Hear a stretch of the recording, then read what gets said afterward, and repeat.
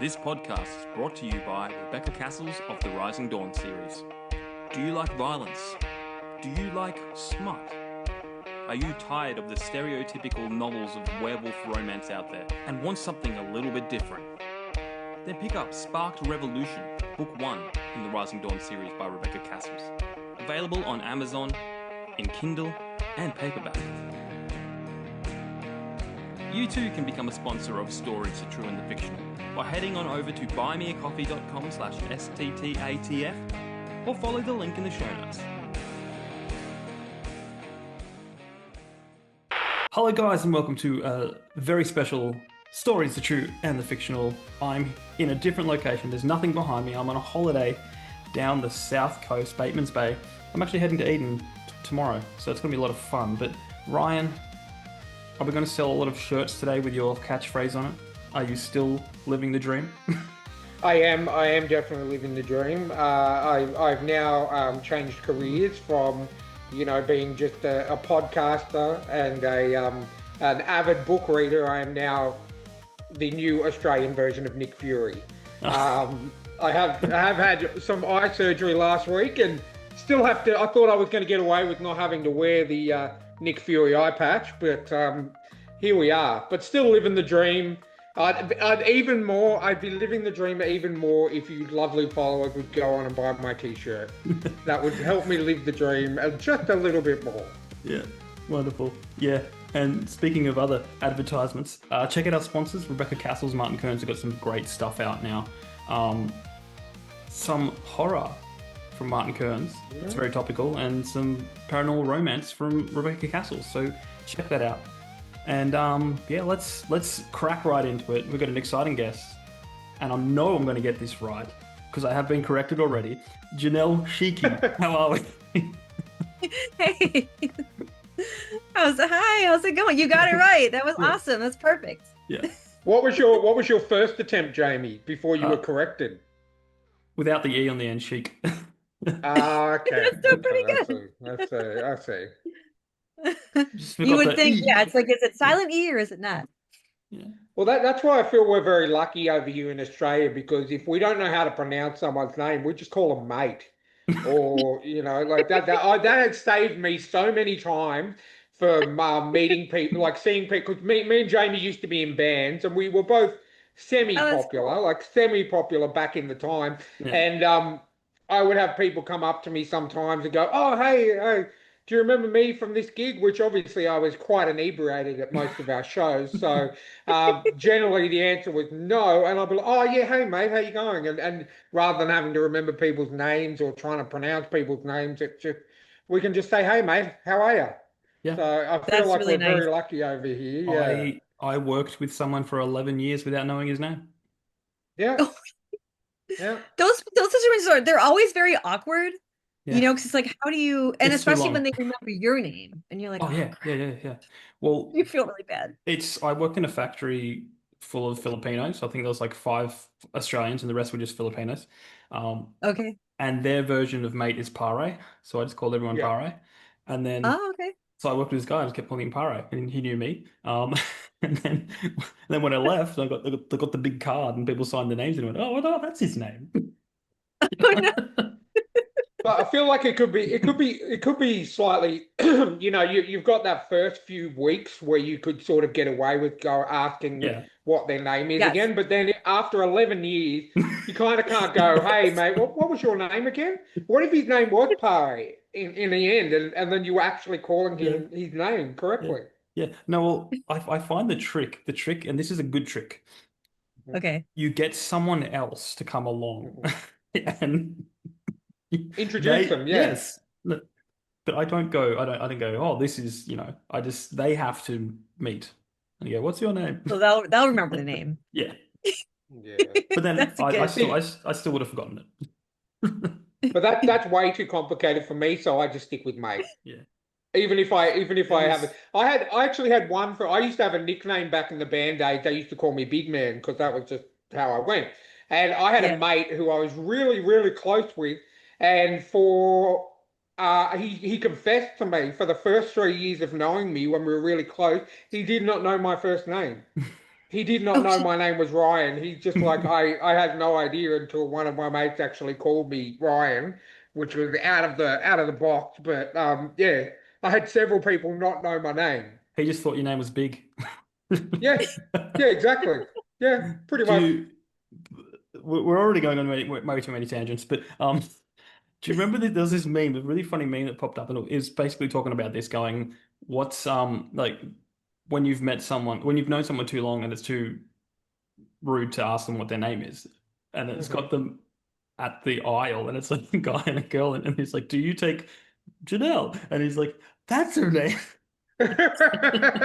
It was, yeah, a I great love man. it. I love it.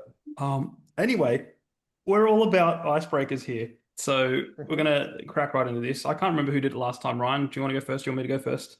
Well, I think you've skipped a part, a very Oh, important part yes. of the podcast, Look at Jamie. What that. you're I'm in in holiday holiday mode. mode. I'm in holiday You're mode. away. Yeah. It's very rare that I'm actually on the ball Yeah. and have researched. So I'm going to ask. Okay. So tell me, who is Janelle? And I've already forgotten how to pronounce your surname. Who is Cheeky. Janelle, mate? it's okay. It's cheeky. Janelle It's okay. Schiecke. It's such a tricky name. Oh gosh. Well, I'm many things. Mom, wife, uh, but I've always been a uh a big horror fan ever since I was a kid, ever since I was like, 6, 7, 8. I started watching horror movies, and it's kind of always been my escape. And I love the like adrenaline rush. I love getting scared. I love the Mhm. creativity. And I've always been an avid reader as well. And I've always been very creative, but I was always kind of scared to I was just scared to write stories of my own and kind of put them out Mm. there. So yeah, I mean, I finally got brave enough to write my own horror stories, and now it's kind of crazy. I have 3 books out, and I'm this horror author, and I'm just kind of hanging out. I mean, I just I don't have any airs about me or anything. Yeah. Um, but yeah, I'm just kind of doing my thing and really enjoying my journey right now. It's pretty cool. That's awesome. Well, I'm going to ask you a horror-related question just before we get into the icebreakers. Um, are you like me? Like I'm 43, okay? So Mhm. I've been also an avid horror fan since I was very young. I think I saw the first horror movie I actually saw was Nightmare on Elm Street when I was about That seven was my or eight. first like really big horror movie. Oh, I'll there leave you you to it. go. I think High yeah, I five. was going to say I think you're pretty much a female version of me, so that's awesome. Um, are you at the stage now where nothing scares you? No horror movie, absolutely no horror movie scares you, or do you still get scared when you're watching a horror movies? Nothing really scares me anymore. Yeah, I mean, okay, very, cool. That's me too. very, yeah, it's very few and far between. Hereditary kind of scared. Like, remember the attic scene Yep, in Hereditary? yep, Forget about it. I would go to bed and I would kind of listen, like, think of that sound. Oh, I don't yep, even know what they yep. used. Was it a watermelon? What was it? I don't even know what it was. But it was so disgusting and so real.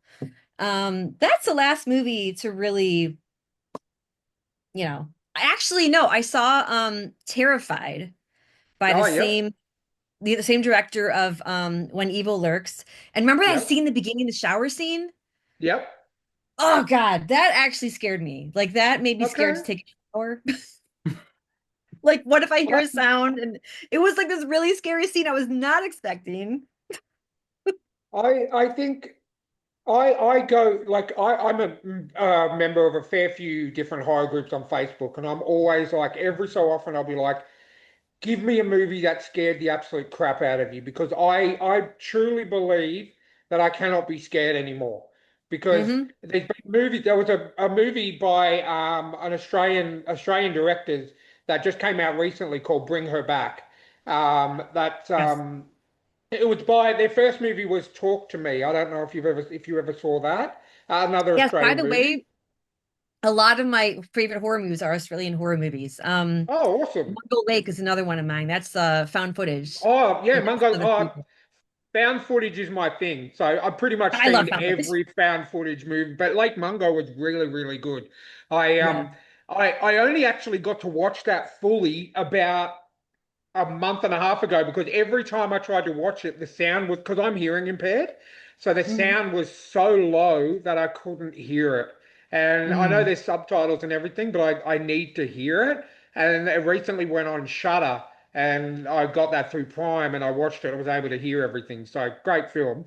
But yeah, they bring her back everywhere, all over Australia. People are leaving the cinema because it's so scary. People, I'm like, all right, cool. I went and saw it by myself.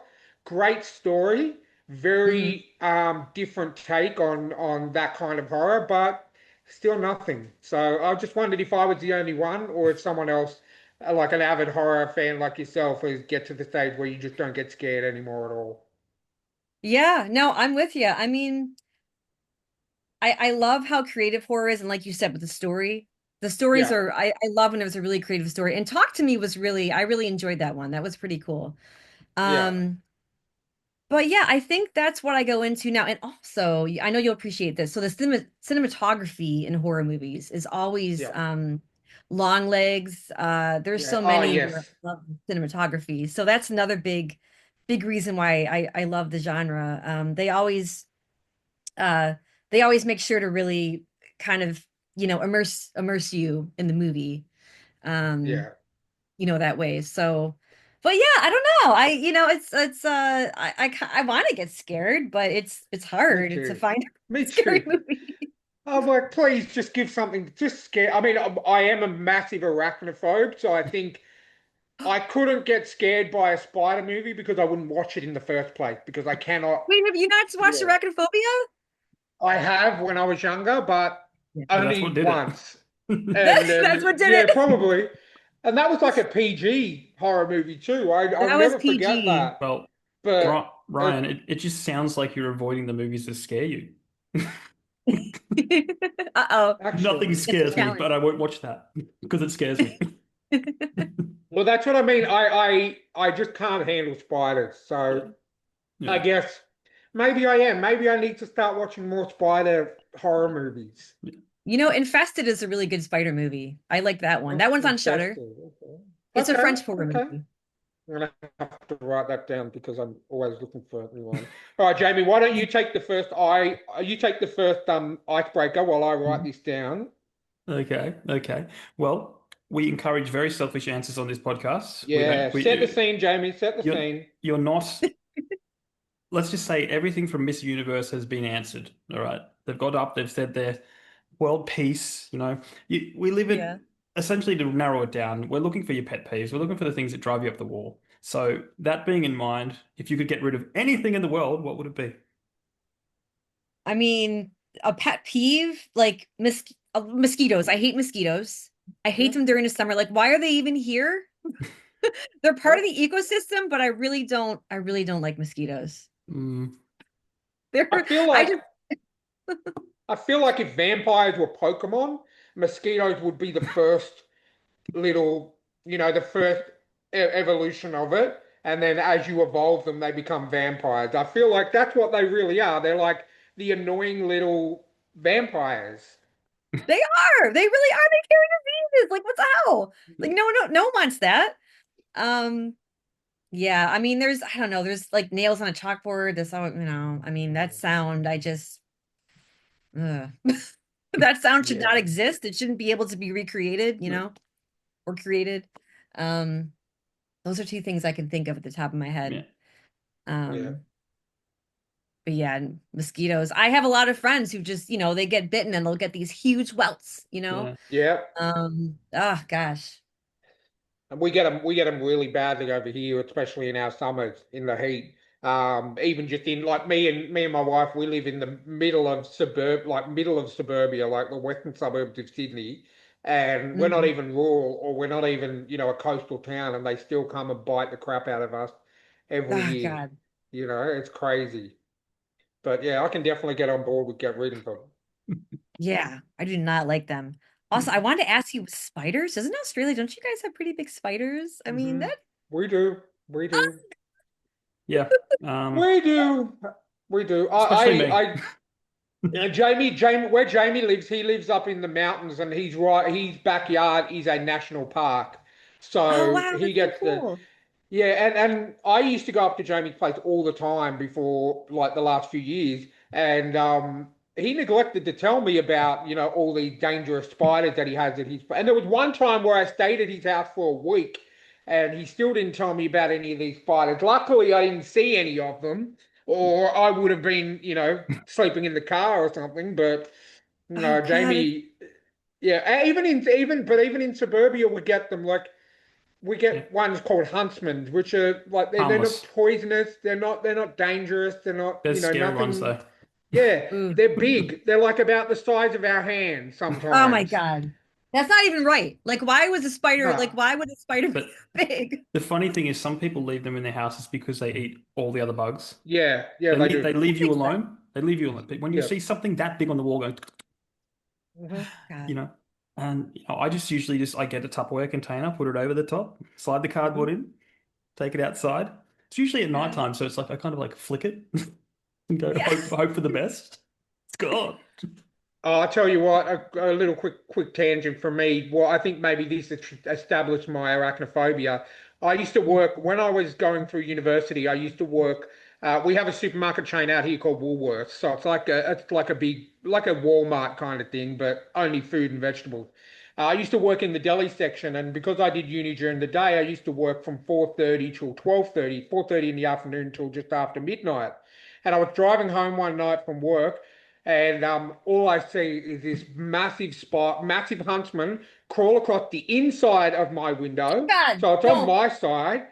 So Oh my reaction was, I was driving at the time. My reaction was I punched it, and I luckily it was my very first car. It was a Holden Torana, and it was a tank, so I didn't smash the windscreen. But I punched it, and I left its body on the bonnet of my car to warn other spiders that if you come in my car, this is what will happen to you. God. But I think my arachnophobia came from that From that. that moment possibly Yeah. because Oh it scared the God. crap out of me. We I have would have been horrified. we Yeah, have this problem in Australia where they just get moving at night time yeah. and you don't know if it's in the car or outside of the car. Oh God. And it's like, and I once did crack the window thinking it was on the inside and it fell in my lap, you know, Oh Oh. while I'm driving. I would have, Oh I mean, man. how do you have the sense to put your car in a park and then run out? I would have just like opened Yeah, the door and and duck and I roll. don't know, Yeah. just the Well, car would roll away. I do hose my car down regularly. I just hose the cracks down, Yeah, you know. you would have to. Oh You my would have gosh, to really? where Because you of the, live. Yeah. Look, wow. I haven't seen a spider in my house in quite a long time. Touch wood, man. Touch wood now. Like Um, seriously. but if not, I'll go feed them to the kookaburras. Like it's just not a big Yeah. deal. See, I love the birds out at your place. Kookaburras are awesome. They eat those like the big spiders in the bushes I too, like the Oof. trapdoor yeah. spiders and the funnel webs. They Yeah. eat them. So I I've love them. I've told this story a few times, but always have to tell Americans this story because it's so cool. Like, do you know what a kookaburra is? Do you know? You know, like the rough idea? I vaguely like I know I've seen a picture before. It's like so it's Um, probably about the size of a pigeon, but they're okay. omnivorous. So one landed in our garden and picked up a snake that was 4 times its body length and flew Mhm. off with it. God. And you could tell it Oh grabbed my it God. from the back of the neck so it wouldn't get bitten. So it knew what it was doing. Just flew off with the snake. You know? So They're That is awesome birds. I love them. the I best. love kookaburras. And they're Seriously, they always they cheeky. get rid of all the scary stuff. Seriously, like all the spiders, snakes, insects, whatever. Eat They're it they're all. like my favorite birds of all time. Yeah. that's like metal. That's like a metal bird. I mean, that's Yeah. like Yeah, hell yeah, that's And hell just like yeah. a yeah. And you know how the quackers always are happy? They always look happy. Yep. The aw. the kookaburras always have a smart ass look on their face. Yeah. Yeah. Just like it's They're like, great. yeah, I'm gonna save you, but I'm gonna look good trying. And then they Yeah. go back to their nest and they listen to like Slipknot or Mudvayne or something like that because they I rock love out that that. Yeah. hard. They start playing it when they're doing a kill. Yeah. Exactly, Amplified effects. exactly. I And love it. they laugh in the morning. It's great. Oh, I Um love. I whenever I hear a kookaburra laugh, like me and my wife, I think maybe about 6 years ago this week, we went to a place called Moreton Island, which is it's an island off of Brisbane, and they had kookaburra feeding in the afternoon, and like a whole swarm of them would just come down and land on this pole, and they would laugh in sync, and it just sounded so cool. Just like a Joker laugh, like a Joker laugh from Batman, just in Yeah. echoed across the island. So Yeah. that's pretty That's cool. so cool. I have to But Google that now. yeah. I've never heard the kookaburra laugh.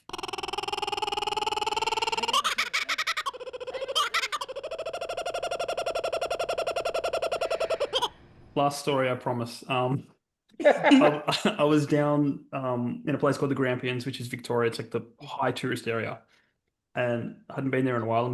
I got a meat pie, and I was sitting outside, and no one else is eating out. No one else is sitting outside. Everyone's sitting inside, away from all the birds and that. And I kid you not, I take probably 2 bites of my meat pie, and then I go like this, and a kookaburra just goes and takes my whole pie. Oh my, are you Right, I felt the wing kiss my face. serious? Sorry, we have a crazy storm here, so my phone's going off. It's not horrible. It's just a really big it's almost flooding outside. We're okay, but it's Oh crazy. So wow. sorry, I turned my phone off. Oh, That's That's so okay. funny though. When you talk about them having like a witty look on their face, he was yeah, like, yeah. check I'm this gonna out. take your pie. I'm gonna Yeah. stake your girl. Yeah. And then you worked out why everyone else is sitting Yeah, inside. exactly. Yeah. I mean, I initially thought it was because of the cockatoos. The cockatoos will come and land on your shoulder, Yeah. Are you serious? and then they're walking around like this, and but they'll wait for you to feed them. They don't take your stuff. They're Yeah. polite, but they Oh, they're polite. Yeah, that's nice. or like an annoying child that keeps tapping on your leg. Come on, come Yeah. on. Can I have some? Can I have some? Yeah. Oh, that's But so So, cute. welcome to the Australian Wildlife Podcast. yeah. And now you can see I love it. why you can tell why people call us the Tangent Kings because we haven't even gotten to the second question of the icebreaker yet. So That's it. that's what I love. All the horror But stuff. that's how you can tell. That's how you can tell it's going well because we haven't. I think we've been online for about 25 25 minutes minutes. now and haven't Oh even gotten to the wow. second icebreaker. So, No, I'm really all right, enjoying this. awesome. I'm going to jump into the second question. Shoot. So Okay. this is what is something that is on your bucket list? So I love to travel. Mhm. My family and I love to travel, and I do love horror. So I always kind of wanted to visit the Stanley Hotel, which was the Overlook Mhm. Hotel, Yeah. Colorado. That's always kind of been something I wanted to do. I think because you can stay there, you can stay, Oh, really? um, you can stay there, you can stay in the room that that Jack stayed in. Yeah. I'm sure it's like crazy expensive, but You obviously I don't can't take an axe. You can't take an axe to the bathroom door and know. You just can't like take an axe. That's a can't do all no-no. that. No. Okay. Fair enough. I just thought that'd be so cool. And just travel in general. I mean, I've always wanted to go to I've never been to Australia. We haven't Um, scared you off with all our death-like animals. well, the spiders are a little scary, but I'll bring my Yeah. Tupperware and I'll bring some, Tupperware.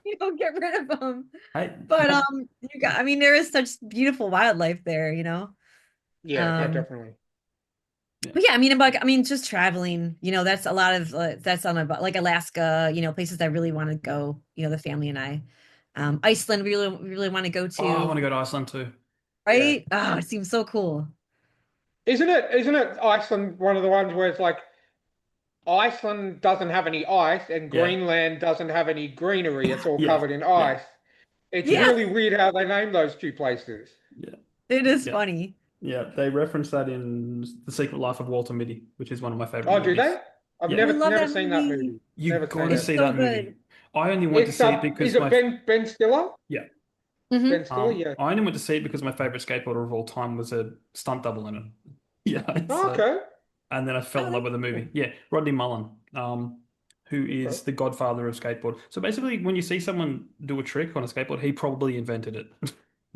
That Oh is so wow. And cool. he's the most humble guy. Like, so you got Tony Hawk, which everyone's Hmm. like, yeah, and Yeah, they're like everyone's always talking about Tony Hawk. they're like best friends, but like behind Tony Hawk is this guy that showed Tony Hawk half the stuff he knew, you know? Yeah.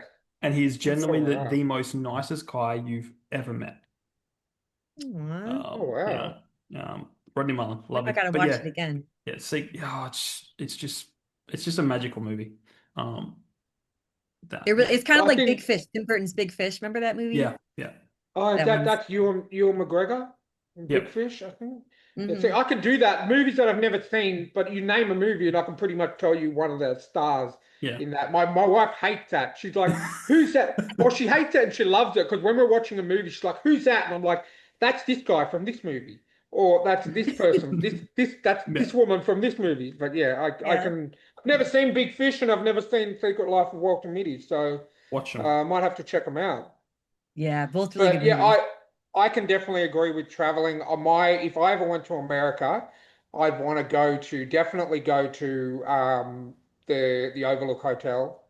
Hmm I definitely want to go to the site of the Amityville um, issue, the Issue. Yeah, Amityville medieval haunting issue. and horror and everything like Yeah. that. I'd pretty much like to do I read a lot of Ed and Lorraine Warren's books, Hmm. from the Conjuring and all that kind of thing. So I'd really like to visit a lot of the places, like the first Conjuring movie,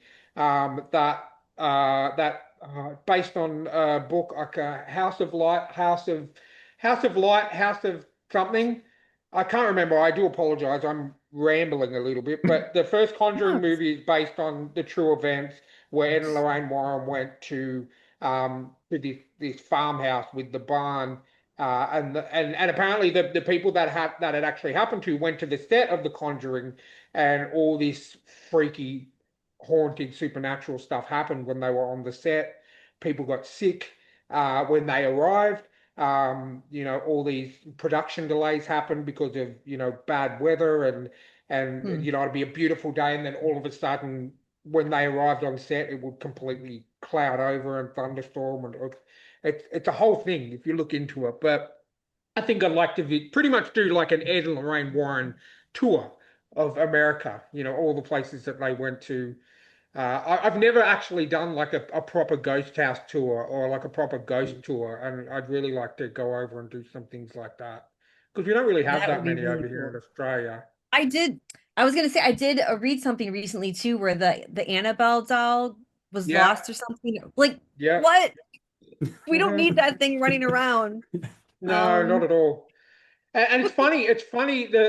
I saw the movies first, but then I actually once I saw the first Annabelle movie, I actually did the research and see what the actual Annabelle doll looks like. It looks yeah. even less scary than the one they used in the movie. And to know that what that doll represents and what things have happened because the Warrens had that in their like their little museum in their house for quite a while, and then all of a sudden, I think in the last couple of months, it's gone missing. So yeah, So good scary. luck It's to like a wherever Raggedy it Ann doll, is. right?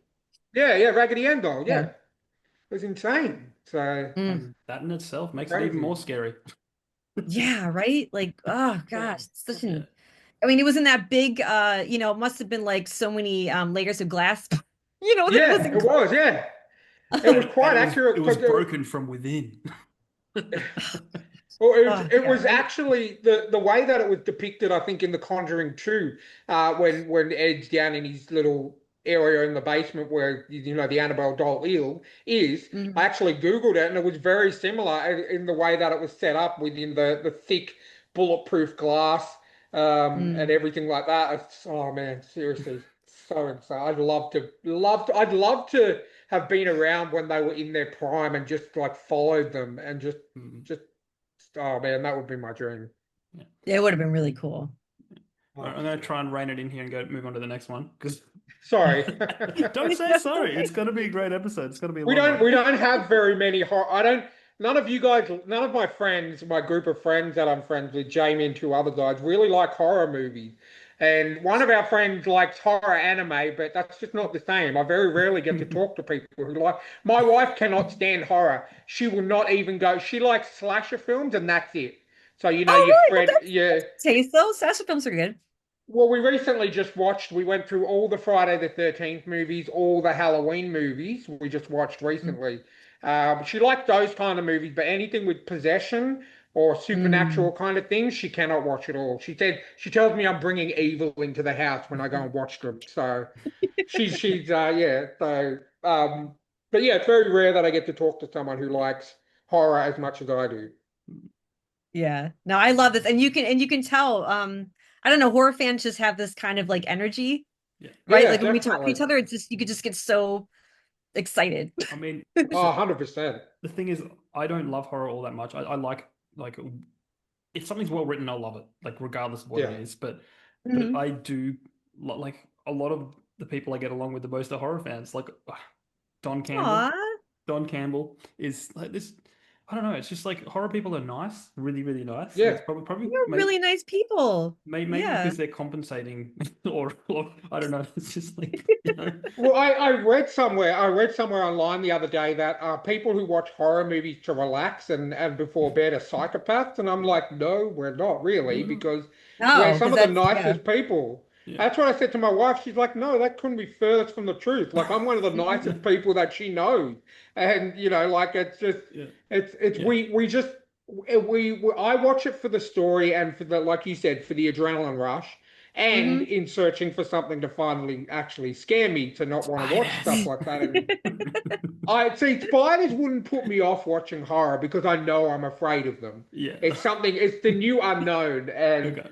Yeah. I honestly could say if I could, I would watch 1 to 2 horror movies a day if I could.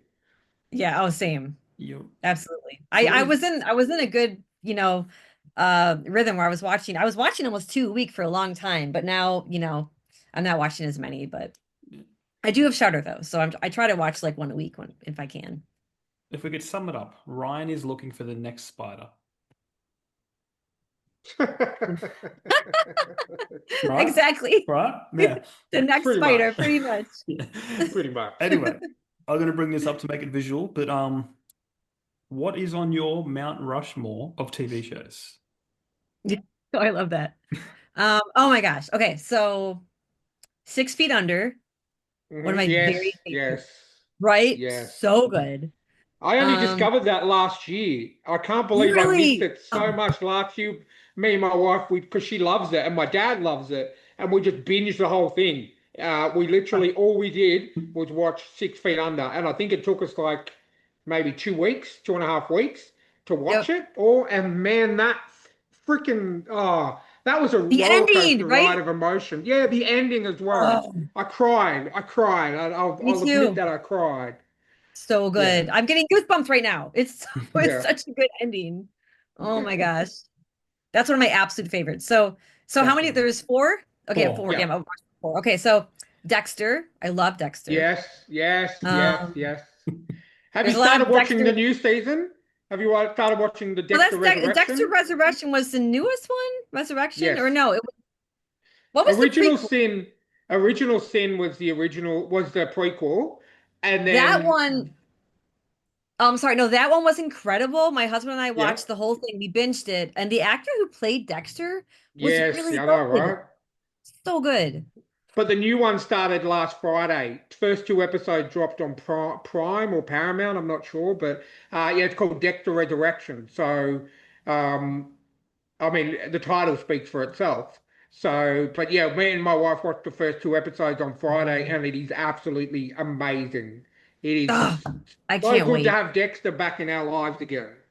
Yeah. I want to watch it. We've been watching Squid Game 3 or season 3, which I Okay, don't know. It's okay. I mean, we're kind of in the middle and we're like, do we finish it? The writing's just not. It's funny because it was filmed, I think, right after season 2. I think they were filmed at the same time. okay, Um, but I don't know. I'm just not, we're gonna finish it, I think. But my husband really wants to watch Dexter Resurrection, so I think we're just gonna take a break from Squid Game and watch that. yeah, definitely. Okay, so third, The Haunted of Hill House. Yep, I definitely. mean, Love it's that. hard to choose a favorite Flanagan one. That was the first Yeah. one I ever watched, but in my Mhm. opinion, Midnight Mass is also really Yes, high up there. yes, Um, but The Hanging Lady from Haunted of Hill House, yep. like forget about it. Hmm. I mean, that still haunts me Hmm. to this day, and I watched it years ago. Um, oh gosh, so Breaking Bad, that's the last. Yeah. I mean, incredible. So good. 100%. Yeah. 100%. Now, Jamie, I want you to leave that picture up there for a second, Hmm. and Mhm. I'm going to throw it open for another Mount Rushmore. What is your Mount Rushmore of horror movies? Oh my gosh. That is such a hard question. You know that. I know. That's why they pay me the big bucks. Oh my gosh. Okay, so obviously Nightmare on Elm Street. I mean, I Yeah. watched that, by the way. I watched it again a couple months ago, and it's still so well done. The practical effects are just, they still are incredible. Um, The scene where Johnny Depp gets pulled into that bed is just phenomenal, and the blood just goes squirting up onto the roof. I can't believe that, I think it came out in the early 80s, if I'm not yeah. mistaken. For something like Mhm. that, it was just unbelievable. It's so it's actually beautiful when I mean, the way the water moves. I mean, it's a really well filmed scene, you know. I know it's Definitely. scary, but it's, the way they film it is so well done. Okay, Jaws. I know people sometimes say Jaws is not a horror movie. To me, it's a horror movie. I mean, Yeah, it's no, got it one of the is. scariest openings ever for a movie. I mean, it's horrifying. Definitely. Um, yeah, that's another one. I really love Saw. Saw, Yeah. when Saw came out, I remember my husband and I going to the theater and watched it and just being like jaw dropped. I mean, it changed, it flipped the horror genre, and the ending was just incredible. Um, I love the whole trap idea, and the Yeah. writing was really good. Um, that's another one. I love the fact that with the Saw movies, I think, and it's been a while since I've watched them. But the fact that he doesn't actually kill anyone, he just puts you in a position, and you could Yep. live and you could die, but it's up to you. So essentially, he's not responsible for the actual deaths because he gives you a fair chance to get out. Yep. And the fair chance is absolutely terrifying. Oh, definitely, 100%. And I love how Amanda, Hmm. survived. And I don't know if you watched Saw. Did you see Saw X? Yep. Okay, so I'm curious how the franchise is not. I know for a while fans were upset because they said the franchise was done. Yep. It's obviously not going to be done, but I Mhm. do wonder, how it's going to play How out they're with going to her. go for. Think it'll be Well, right. Jason Blum and Blumhouse have just bought the rights to Saw. I think a couple of months ago I saw that on the news. Mhm, The Blumhouse studios have bought the rights to Saw. So I love pretty much everything Blumhouse do. I pretty much every time I see the logo come up, um, I know it's going to be a good film. So I think it's in good hands. But yeah, I mhm, agree. I don't know where they're going to go because they've done kind of like a prequel with Jigsaw and a spin-off with Spiral. mhm. Yeah, I'm interested to see where they're going to go. Me too. Yeah, I'm very curious. Um, so yeah, that's number three. Gosh, number four. This is a really hard one. Uh, I love mixing horror with humor, which is why I write the stories that I write. I would have to say American Werewolf in London is probably the fourth. I mean, Yeah, that's a that's a really, really classic. fun movie. Yeah, It's and talk about definitely. practical effects. I watched that Yeah. one again a few months ago, and the werewolf scene is still. I'm like, Mhm. how? And that was made.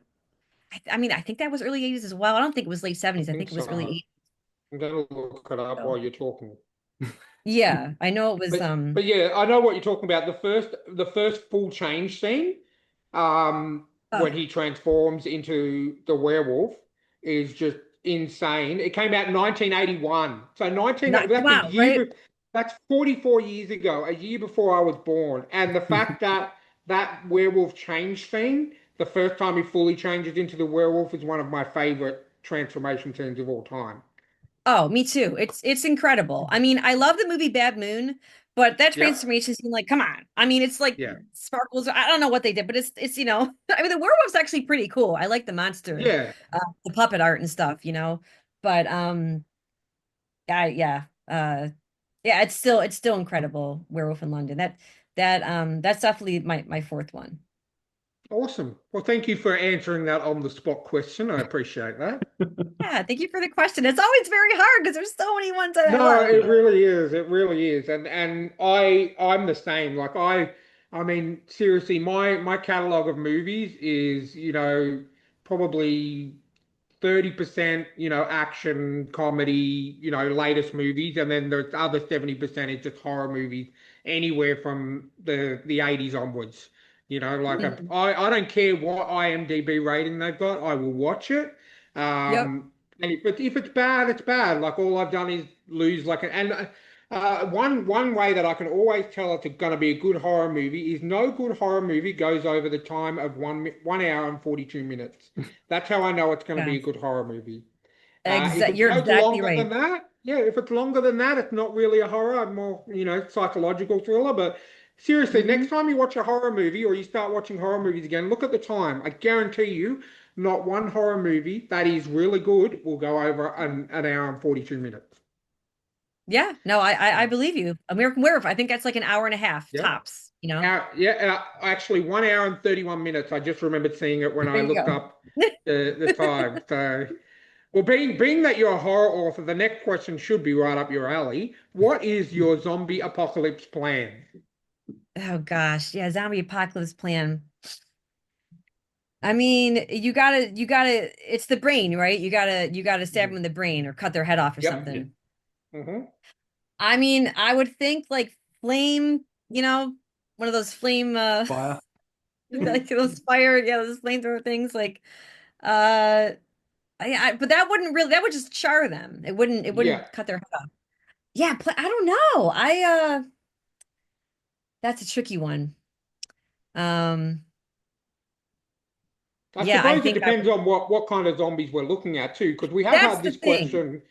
And I have had this argument, I can't remember which guest it was, but apparently, and I kind of agree with them now, apparently the 28 days later are not technically zombies, they're infected because they're not undead. They're just Mm. rage Oh, okay. zombies. Yeah. They're rage, like they're infected with rage. And then we rewatched the last 28 days later, 28 weeks later, and then went and saw 28 years later. And Mm. I kind of agree to that because I used to say those are my favorite zombies because they run, they jump through windows, they will chase you Yeah. down.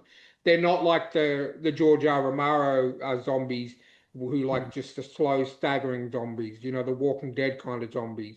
Um, so yeah, I suppose we're going to stick with like the traditional Day of the Dead, Dawn of the Dead, Land of the Dead kind of zombies, the slow Yeah. lumbering ones. So we can Slow safely on. say I think we could all outrun the zombies, I think we but could. Yeah, you gotta get a good weapon and you're just gonna kind you're of gonna go run out around. of you're gonna run out of places to run sooner or later, and they'll catch you. They'll get you That's the sooner or thing. not soon enough. You gotta find a bunker or you gotta find you gotta find something to wait it out. Maybe that would be my plan, but I would have to plan like ahead of time for that.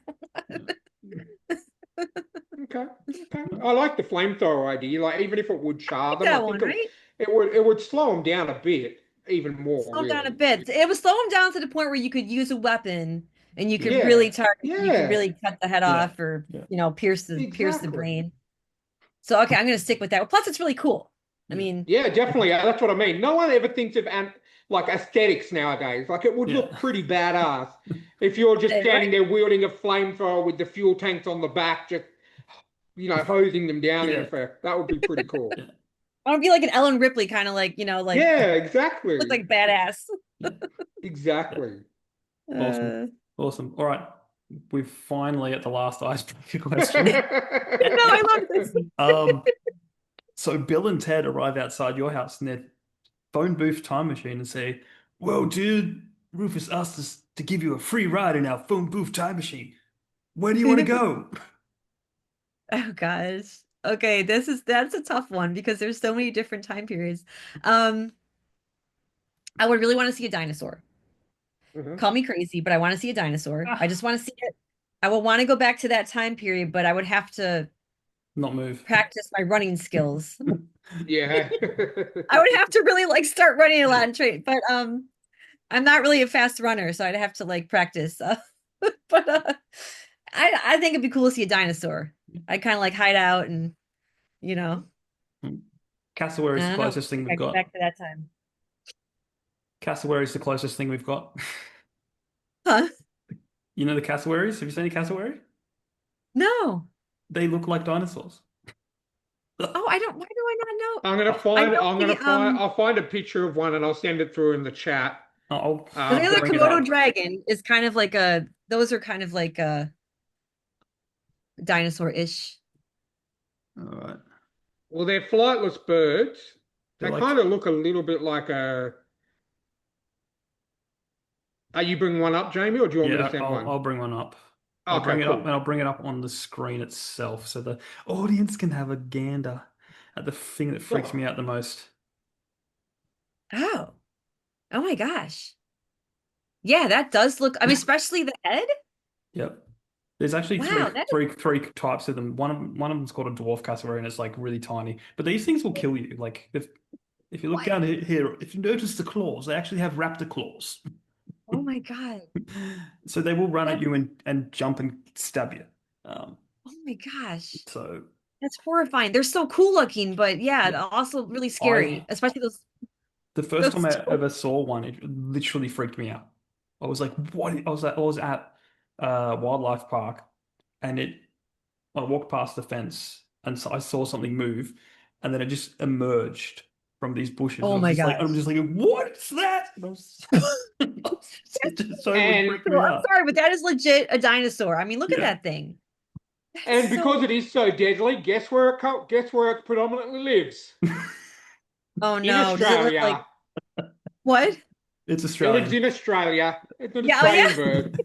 No, Because of course we want all the animals that will kill you, all You of want the them. big well, spiders and you I want Yeah, I those. I think it's only up north, but I think they're more yeah, predominant on an island that's north of Australia. I can't remember what it's yeah. called, like Guinea or New Guinea or something like that. But yeah, we get them, but they're just not as common as emus and No, yeah, kangaroos and all that stuff. pretty much every zoo or wildlife park will have like one or two, Yeah, but yeah, they're not like as popular as everywhere you go, you can see emus in the wild and stuff yeah, like Mhm. there. But these cassowaries, they're not as common, like Jamie yeah. said. But yeah, definitely, if you're in Australia and you go to a zoo, you'll probably see one. And they'll scare Wow. you. Hmm. Yeah, that I would be freaked out if I saw one of those. Like especially if it was a really big one. I Hmm. mean, Yeah. because how it seems like they probably get pretty big. Oh yeah, definitely. There's three types. The one I saw was almost 6 foot. No. Are Yeah, you serious? Oh yeah, my God. I'm 5'4". Like yeah. that's so Yeah, scary. I'd say they're about yeah, 5'10". Oh my gosh. So Let me that's yeah, double but check yeah. still this. it's oh gosh. So at least you're more level with it, but Yeah. still scary. And they're obviously super fast as well, so they can Ah, not only, of you know, course. that you can't even run away from them because they will jump on you and kill you Okay. quickly. Okay. Yeah. So it's Queensland and Papua Hmm. New Guinea. Okay, cool. Okay. That's where they're predominantly found. Yeah. Um, Wow. Oh, wow, that's let insane. me do the We have all the last. things that will kill you. That's why we don't really think our podcast is like a good tourist thing for Australia because we always, whenever we have people from different countries, we always talk about all the things we have over here that will kill you. And there's a lot. Yeah. Oh Okay. So, my gosh. So the average height is from 4 feet to 5'11". Oh my oh, gosh. wow. There you Um, That's go. not right. That's just not that shouldn't be okay.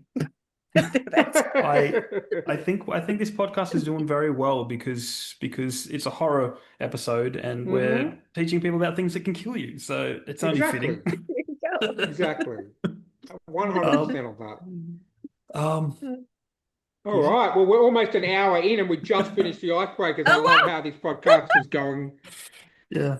That's what I Um, love. We'll have a new we'll have a new like record. We have some of our guests competing for the yeah, title of longest podcast episode. Oh, I want to win. I want to win. Um yeah, no, well at this stage I think you're going pretty well. I think yeah. what's our longest one, Jamie? 220, 225, something like that. 2 hours Oh and wow. Okay, that's 25 pretty long. minutes. So Yeah, yeah, so we're doing well yeah. Okay, we're doing good. We're doing at the well. We're doing moment. well. So yeah. Oh. I can always put a whole lot of ads in, and just make it go longer. Maybe go longer. We don't have that many Or, sponsors. or we can do what what I did in school when I had to write like a what was it? You had to write a Oh 500 yeah. word essay or whatever, and I wrote 250 words and wrote therefore and wrote the whole thing again. Yeah, and then look where that got you. Now you're a writer. Yeah, after avoiding writing. Yeah. Yeah. It's irony. My life is irony. Your life is very ironic. Um, Excuse I, me for 1 second. I just have to pick up my little eye thing that fell out. I think I got in my bio once where it says after avoiding books for most of my life, I now find myself writing them. Um, It is fun. It is funny though how you really don't you really things surprise you. yeah, The path that happens, the path yeah, you take. It is always yeah, surprising. yeah. You know. Because I say this all the time, but in the first 27 years of my life, I only read two books, like Yeah, cover to cover. What and two books? let's see if you can guess what they are. They're based on they've had movies based on them. Just Oh think gosh. he's for the first so just think a young boy and what things interest young Yeah. boys. And you can And it's not girls. a big a big We've pretty much been talking hint. about We've been them talking about them. this morning. It's related to your time travel question. What's Jurassic Park? No. Yeah. Oh, that's so cool. First book. And guess what the second book was that he read? Oh, geez. Don't think too hard about it. What's that? What is it? Occam's razor. The answer is always the simplest. So think what the first book was, and then you'll get it. Oh gosh. I don't know. I can't think of it. It's the sequel to Jurassic Park, The Lost Oh, World. really? Yeah. Yep. Oh, that's so cool. I've always wanted to read those. I've never read them. Really? Yeah, I don't know. I think I love the movies, so I think I don't know. Yeah, well, it I'd helped really me because I watched the movie and then my parents gave me the book, mm, and then I could just visualize everything so that's clearly, so cool. so vividly, and I was just like, the next thing I'd read it, I'm going like, where's the next one? You know, Yeah. and then that was it. Uh, Well, I feel like it's easy. That's easy for you to remember your early reading, where because I read so much, I cannot remember the first book that I ever read. Yeah, mm, Because I read so much when I yeah, was young. yeah. I used to Now, spend before video games came along, I used to read a lot. yeah, So yeah. No, well, the thing is, I read other things. I just never finished them. I got bored. I just, yeah, whatever. Other things are happening. You know, I was very outdoorsy back then. Like yeah, even when video games came in, I was like, because I lived in a national park. It's just like you can yeah, explore everywhere. You can go every nook and cranny. And then if it's raining, I play video games. I play video yeah. games at night, but I was just outside all the time. No time for reading. Oh, that's so cool. I was kind of there. I did read a lot as a kid, but Yeah, most of my childhood was just outdoors with friends, creek walking yeah, or, exploring. yeah, But I did read the book I read the most as well, the series I read the most was Scary Stories to Tell in the Dark. That was the yeah, series I remember reading the most as a kid. And that kind of sparked my love of you know, horror books. yeah. But yeah, I love that series. Yeah.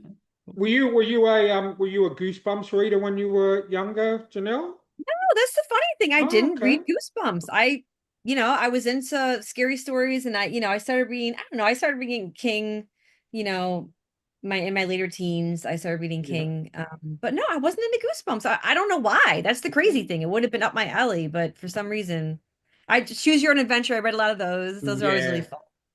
The fun Well, books. I just remember as very young, like my mum would go shopping every Wednesday, and I think this was back when books were cheap. I think the Goosebumps books were like $5 each, and I knew every Mhm. Wednesday when I got home from school, I'd have a new Goosebumps book, Oh. because there were so many of them. There was like I think the first series had like 50 or 60 or something, and I would challenge myself to read the book that she bought me on the Wednesday, so that the following Wednesday. I could start the next one, and then I just kept doing that and that, and then obviously then as I hit high school like yourself, I fell into Stephen King, I fell into Mhm. Dean Koontz and Christopher Pike, and a lot of those horror writers, and then I went back to the classics like Anne Rice, Mary Shelley, Mhm. with the Dracula and Frankenstein and all that, and then yeah, I pretty much can say that I've read almost everything that Stephen King has done, which is a lot. Yeah. And it's not an easy feat. Like his books at least minimum like 700, 800 pages. Um, unless you're talking about the Dark Tower series, which is broken up into little books, I just consider them all one together. But yeah, I guess Goosebumps is essentially what Goosebumps and A Nightmare on Elm Street are essentially what got me into horror. Mm. So thank you, R.L. Stein, for that. I absolutely Yeah. I owe him a lot. But And how sweet of your mom too. That's so cool that she bought yeah. you a book a week. That's really Oh, definitely. awesome. My parents were Oh, like all about reading. They did the same for my sister. They got us into reading when we were young, and mm, she thought for $5 a week she could, get me reading more, and I guess that's what I have them to thank for the fact that I can, like I read Jamie's book, which was 181 pages, and I read that in like 2 days in two wow. sittings of like 4 hours each. So I have them to thank for my ability to be able to read and to delve into worlds that are not our own and just escape for a couple of hours a day. You know what I mean? So Mm. that's another reason why I love doing this podcast as well, because I always find new material, which is great. Yeah. Yeah, awesome. But in segueing to what we used to read when we were younger, why don't you take us through your writing journey? Like when did you start to write? When did was it early in life or was it later in life? And why don't you just give us a bit of a story about how you got into writing? Yeah, so I always kind of wrote little stories now and then as a kid. I would just, I don't know, just kind of jot little paragraph or two about something. Um and when I would write things for a school project, or even if sometimes I would write things for an event or something like that. And my friends and family always told me I was such a good writer, but I didn't really believe them, because when your friends and family say that, you're like, really, you tell me the truth, you're just being sweet. Um, but I started, I mean, I was thinking about all the books I've read, and I'm like, wait a minute, I could write something cool, but I would have to make it.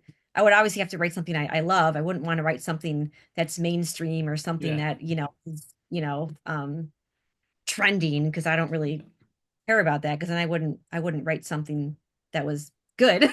Honestly, I mean, you have to write No. what you love, right? Yeah, yeah.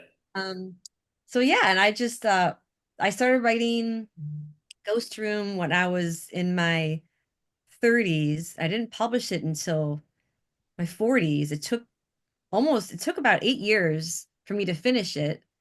Oh, wow. Just because I was just really scared and I just didn't know what to do. We were talking to my husband, like, how am I going to do this? He's like, you just got to do it. Yeah. Okay, so I just researched self-publishing and what you have to do.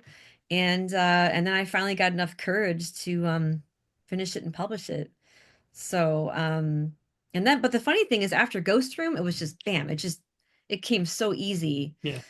Um, so I guess I'm maybe I guess I started writing, later than others. But I'm sure other people start writing later than me. So there really is no time. And that's the great thing about it. There's no timeline. There's no preferred age you should Yeah. be when you Mhm. publish your first book. Um, so yeah, and Ghost Room was based off a dream I had for about a month. I had a dream about this room, and this Okay. girl would just walk up to this room. It was a stair. It was a big empty, almost like a warehouse size space, but it was all black. And this stairway, there was a light and there was a stairway, and this girl would walk up to this room, and and she'd open it. It was a very cozy room. And I had that dream for so long. And my husband, he's so sweet. He's such a big supporter. And he's like, you should just start writing about that, about your dream. And so that's where Ghost Room came from. I had the idea of the room, then I kind of built this whole, story around it. Um, but then after Ghost Room, I was like, okay, I'm gonna like really like just like take the cuffs off, take the gloves off, and just write something really crazy. So that's when I wrote Death Cult, which is just Mhm. 80s grindhouse horror. It's really Nice. gory. And I was a little scared because I published this, I have them right here. I said published Ghost Room, which is this really cute little I love it. I love Ghost Room so much. But then Death Cult is it's the cover for Death Cult. So it's I like love the cover for that. That's That's awesome. a fact. Yeah. it's a little dark, but I love um it. oh, thank you. It's just so grindhouse, and I just wanted to write something, I love 80s horror, and Mhm. Hills Have Eyes, Texas Chainsaw. I kind of wanted that vibe. Yeah. So that's where that came from. And then Clatterman, it just as I was finishing Death Cult, I just had this idea of this urban legend because I love urban legends. I mean, Mm. Candyman, Mhm. Bloody Mary, all that Yeah. stuff. I did. By the way, I've never done Candyman. Like, don't I won't even try Candyman. I'm horrified. Mm. Um, I've said Bloody Mary twice into a mirror, but I've never said it three times. So I kind of took my fear and the fun factor of that, and I'm just like, I'm just going to create this new urban legend. Like, why not? When you're an author, you can just do whatever you That's want. awesome. So, Yeah. yeah. So Clouder Man was just so fun to create. He's got this really cool lore, and I love movies like Cabin Fever and Cabin in the Woods. Yeah. So I kind of made this really fun story with these teenagers just doing stupid stuff and having a good time and drinking and smoking and And then and then one of oops. them, yeah, one of them's like, "Oh, why don't we try this and see if it works?" Everyone's like, "No, no, no, you shouldn't try it." And then of course, she does. So, That's but awesome. yeah, that was really fun to write. So, yeah, my stories are all very different and but that's the fun of it, I just, you have to write what you love and I don't Yeah. really have a set word count. I just finish the story when it's done. Yeah, So, that's I think exactly that's a how I good way to operate. do it. Yeah. Because then you're yeah. not limited by going, okay, I need to write, say, 20,000, 40,000 words. You're like, Hmm. I'm just going to tell the story. And if it's done in 20,000 or if it's done in 100,000, who cares? Like, the Yeah. story is there. Yeah, exactly. I never go into reading a book, and I'm pretty sure a lot of other people don't. I'm not going to go into, I don't get intimidated by long stories or short stories or anything like that. I just like, if I think I'm going to like it, I don't care if it's 1,000 pages or if it's 100 pages. You know Hmm. what I mean? As long as the Mm. story is complete, that's the main thing. So No, I absolutely. And think I that's feel it. that Yeah. with trade, it is a little interesting because there is that word count that has to be met. And I've never really Yeah, understood that. And I've read a lot of books that have so much filler. And I'm like, come Yeah. on. Like, I don't want all yeah, this filler, yeah, I don't like, I mean, who likes filler? No one likes filler. But I Yeah. feel that sometimes it's used a lot to meet a yeah, certain word count. yeah. No, Oh, I'm I the can same. agree with one thing about reading, and this is not me trying to promote anything, but one thing about reading Jamie's book is there was no filler. It was like bang, bang, bang, bang, Yeah, bang, bang. Like every chapter had, something that made the story it made the story feel complete. And Yeah. that's what I mean. Like what it's like watching a series of TV shows back when they used to have 22 to 23 episodes. You'd have a few, you'd have like 4 or 5 episodes throughout the season that'd just be filler. And I'd be like, Yeah. oh, You're really? right. yeah, Like that advanced the story like a tiny little bit, and we Hmm. just watched 45-minute TV show. Whereas, I prefer things like nowadays where we get shorter seasons for like 13 episodes, but every episode is bang, bang, bang. You know what I yeah, mean? So Hmm. I feel the same. And that's cool that you understand that too, Jamie, and that you write that way because yeah. it's just there's a certain way to keep the pacing going Yeah. and not making it too fast, not making it too slow, but kind of, you Well, know. that's the thing, because with me, I've come from a completely different side. Like, I don't read that much. I want to. Like, Hmm. becoming a writer's made me want to read. But I grew up on television, movies and all that stuff. So I'm more influenced by that style of writing. I'm just putting it in a book. So That's so funny because a lot of readers tell me my books read like movies because yeah, I'm very heavily influenced by that too. And I like to, and I'm sure you'll understand, I like to set the scene. I just like it to make it very cinematic, yeah, and to make it feel as you're there and describe every little detail yeah, and kind of like build up the suspense and yeah, the yeah, visual storytelling yeah. is fun. My first two books were screenplays first. yeah. So I then turned them into books. That's so cool. My latest one was going to be a screenplay, but I couldn't figure out how to make it work. And then I just said, I'll write a book, and then it worked. Um, Yeah. so yeah, I'm big on visual. I'm big on world building and bringing people into it. And Mhm. I guess I was like you when you released your first one, going, "Is this going to be good? People are going to like this?" Right? It's so And I scary. just threw it out there. Like, my first book is still selling, and it's That's amazing. and I go on all these podcasts, like All Caps and Bald and Balding, to plug my new book, and all they want to talk about is my older books. Yeah, That's it's so great funny. though for it to still Yeah, have that life. I mean, yeah, that's really, I mean, that's a compliment. yeah, That's really pretty cool. yeah, Well, yeah. as someone who's read, like I've read everything Jamie's written in terms of his books that he's released. Um, what you can see the growth. And Hmm. I have gotten, because your books are on Kindle Unlimited, Janelle, I have gotten all three of your books. So I can't wait to, Okay, I'm going to cool. dive into, I'm going to read them chronologically. So I'm glad you told me which your, not that I need to, but like to see your growth as well. Like I read Jamie's books and I've read, read the Emu Wars, I've read the Bucks Knight trilogy, and then, Ancora. In reading those books, you can see his growth as a writer, to the Hmm. point where Ancora, I was reading it and I just couldn't believe that my best mate had written this. Do you know what I Aw. mean? And I get that when I read books of authors that I've spoken to, like yourself. I'm sure when I start reading Ghost Room, that I'll be like, wow, I can't believe I just spoke to this person this morning and I'm reading this incredible horror story. And Mm, I just think it's important, that you can, even though yes, the first book is still selling a lot and that's it, but you see how good, how your writing journey has improved on every stage. And I mm, think that can apply to most authors. I like reading the first book that they've ever written because it shows, how far you've come. No, you're absolutely right. And I have had readers, read them in chronological order and it's cool. 'Cause they've told me the same thing. They're like, oh wow, it's so cool to see how, to see your progress. Yeah. And it's interesting for me to revisit Ghost Room because I love Ghost Room so much, but mm, I've grown so much as an author since then. I think a lot of it's confidence. I don't know if you yeah, can agree with Yeah. this. I'm sure you can. Like once you release your first book, you're like, okay, like how can I improve? And then it gets to a point where you just kind of write what you want and you yeah, don't. I've never really agreed. I never really felt any rules. I don't like writing rules. yeah. I just Mm. write the way I Just want. yeah. Yeah. I mean, come on. I mean, obviously grammar, you got to have Oh, grammar, obviously, punctuation. yeah. I adhere Yeah. to that. But as far as rules, like a lot of my chapters start with dialogue. I don't, Mm, it's just I don't like that, but to each their own. yeah, But I think that when you kind of just follow your muse and kind of write the way and find your voice, right? Because yeah, you've probably seen that too. I finally found my voice and my creative style.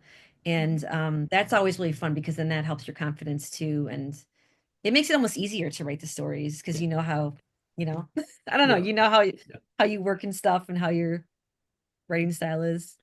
yeah, Well, I definitely think that, what the fact that the world we're living in now, and you can self-publish, you don't have to be under a label or a publisher.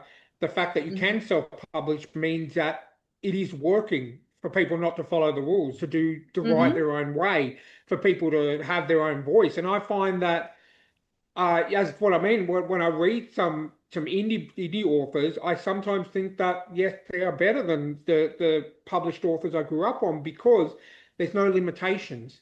You can write Yes. the story how you want to write it, and you can tell it how you want it told, rather than having you write the story, then it goes through five different editing procedures, mm, and then you know what I mean, and then having to come back, and it's not the story that you wrote it all in the first place. yeah. So I think No. that the world we live in at the moment where Mm, you can self-publish is just amazing because we're getting these really good stories that we never would have gotten if it was yep, only published. yeah, Oh, you're absolutely right. It's so cool. I love it. It's so fun because like you said it's you can there's no guidelines, you can be yourself, and also the ability, like this is the Spider-Man cover, like I love this cover so much, it's so and good. the Yeah, ability to just thank you, it's so cool, and the ability to have full creative control with your Yeah, cover, with your story, with your marketing, with your brand, by the way, which is a very big deal. mm, um hmm being able to control your brand is big too because I don't know, I mean, yourself the best. So you yeah, know what's gonna work and what's not. And people, especially indie authors, the fun thing is that readers really want to get to know you. And yeah, that's the great thing about social media. They really want to get to yeah, know indie authors, and the fact that they can yeah, and they have this access, um, is really cool. So it's that's another thing that surprised me being an author that I really, really love is connecting with readers and just having them talk to me about my books or like just talk about their favorite horror movies, just Yeah. anything. It's just Yeah. cool, you know, Oh, just to have that definitely. connection. So that's really neat. Yeah. Yeah. I just mainly get connected with bots, but Oh God, they're everywhere. I know like they were supposed to have like this huge purge of bots, but I'll tell you this there's story because I love this story. I maybe you saw the post I put out on X and it was like going, "Hey, do you want to be a name in my book? I want some names for my book." yeah. Um, and then someone commented on it, and it turned out I don't know if they were a bot, but they were a bit of a scammer. Um, and so Okay. I put their name in the book. I went, "Cool, random character, throw them in the book." Yeah. And then a couple days later, she starts inboxing me, and then she's like, "How do you feel about the stock market?" Blah blah blah blah, and she's just trying to sell me all this stock. And I went, "Okay, back, kill the character."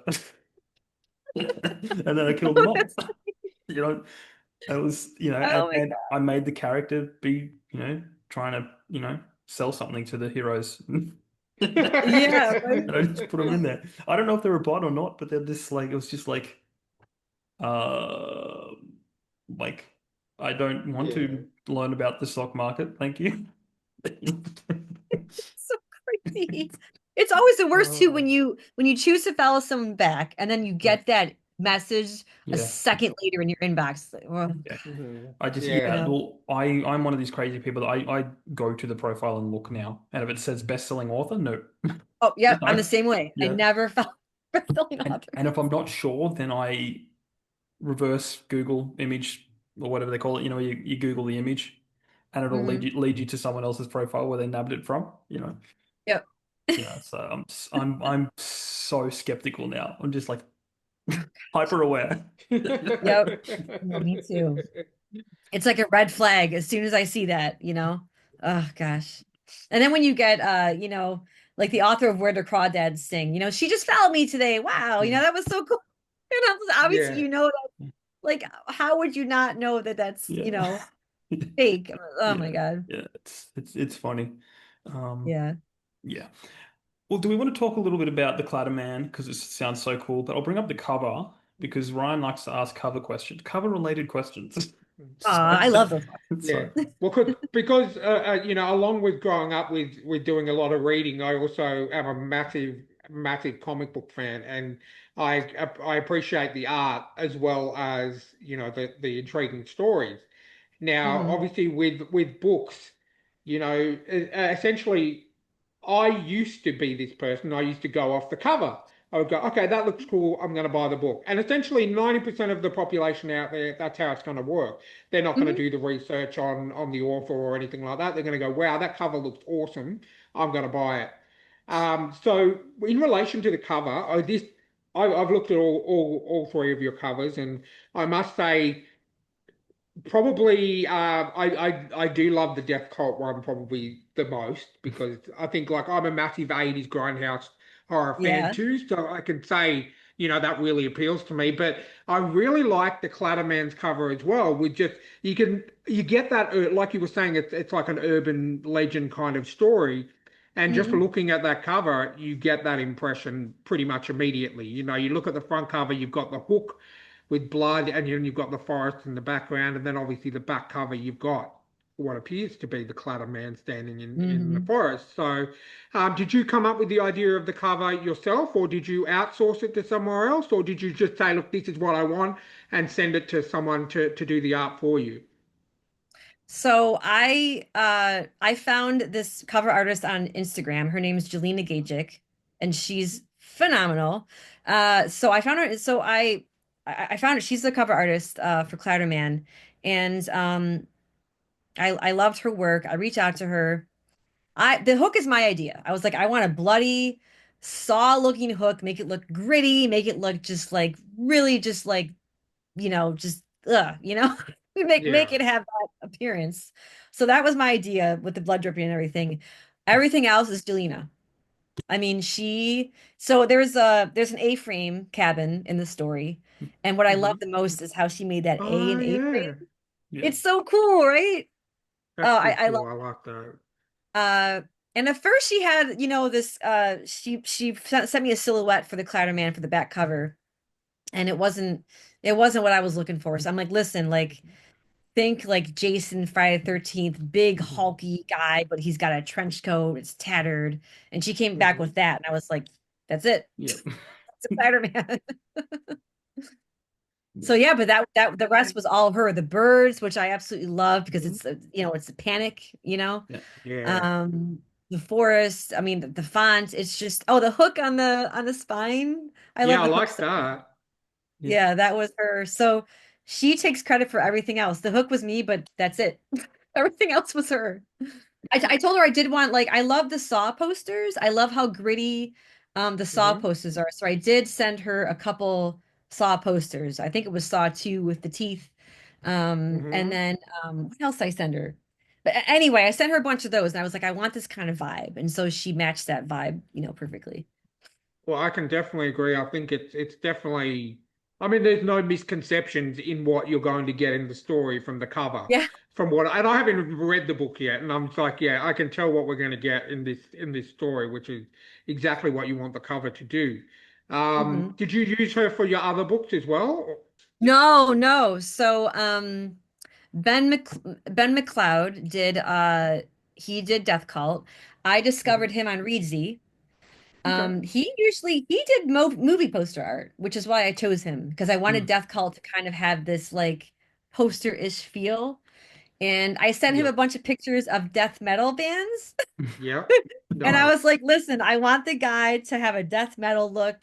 Um, and he just nailed it. I wanted, you know, I wanted it to be obviously a drawing and his art was just it's just incredible. And the funny thing is that the cross at first was black, the cross on his face, but Yep. he sent it back to me and he's like, I don't know. He's like, the cross really doesn't kind of pop out, you know? And I was like, yeah, I agree. So he changes to red, and I had to change a few things in the story, you know, to make it match. But I'm so glad we changed it to red because it looks so much better.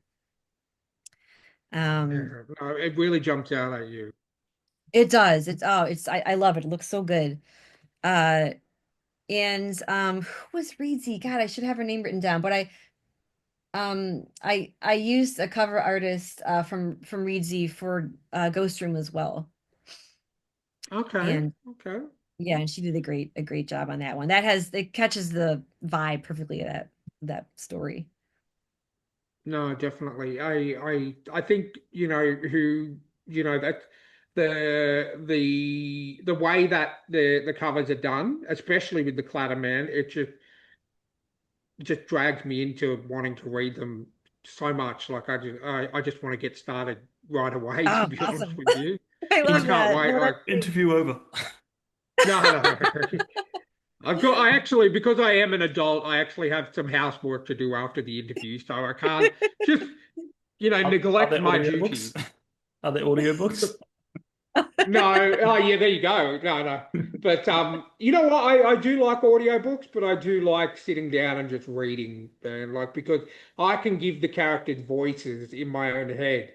I can, you know what I mean? Like when you read something, like for example, when I read Iron Man comics now, it's Robert Downey Jr. in my head because he captures that role so perfect. So Yeah. when I Yeah. read when I read books, I put voices in my head to match the characters that I feel like. Mm. So if this ever becomes a movie, and the characters don't match what I think in my head, I'm very disappointed. Oh But no. no, I know I it's funny. really, I really do. do like the covers. They're really, really well done, especially the Clatterman. It captured the vibe of what you're going for, Yeah. hands down. Oh, thank you. Yeah, I absolutely love it. I was so happy, and she's so talented and she's so lovely to work with. I mean, she just, you know, and she's so genuine and you know, I saw a lot of people you know, because she's on Instagram and she had posted about Clatterman, and a lot of people were giving her so many compliments, and she was just so genuine and so happy to receive all those compliments, you know. Um, so yeah, she's just really a nice person and she's so talented. So why don't you give us a rundown of the Clatter Man?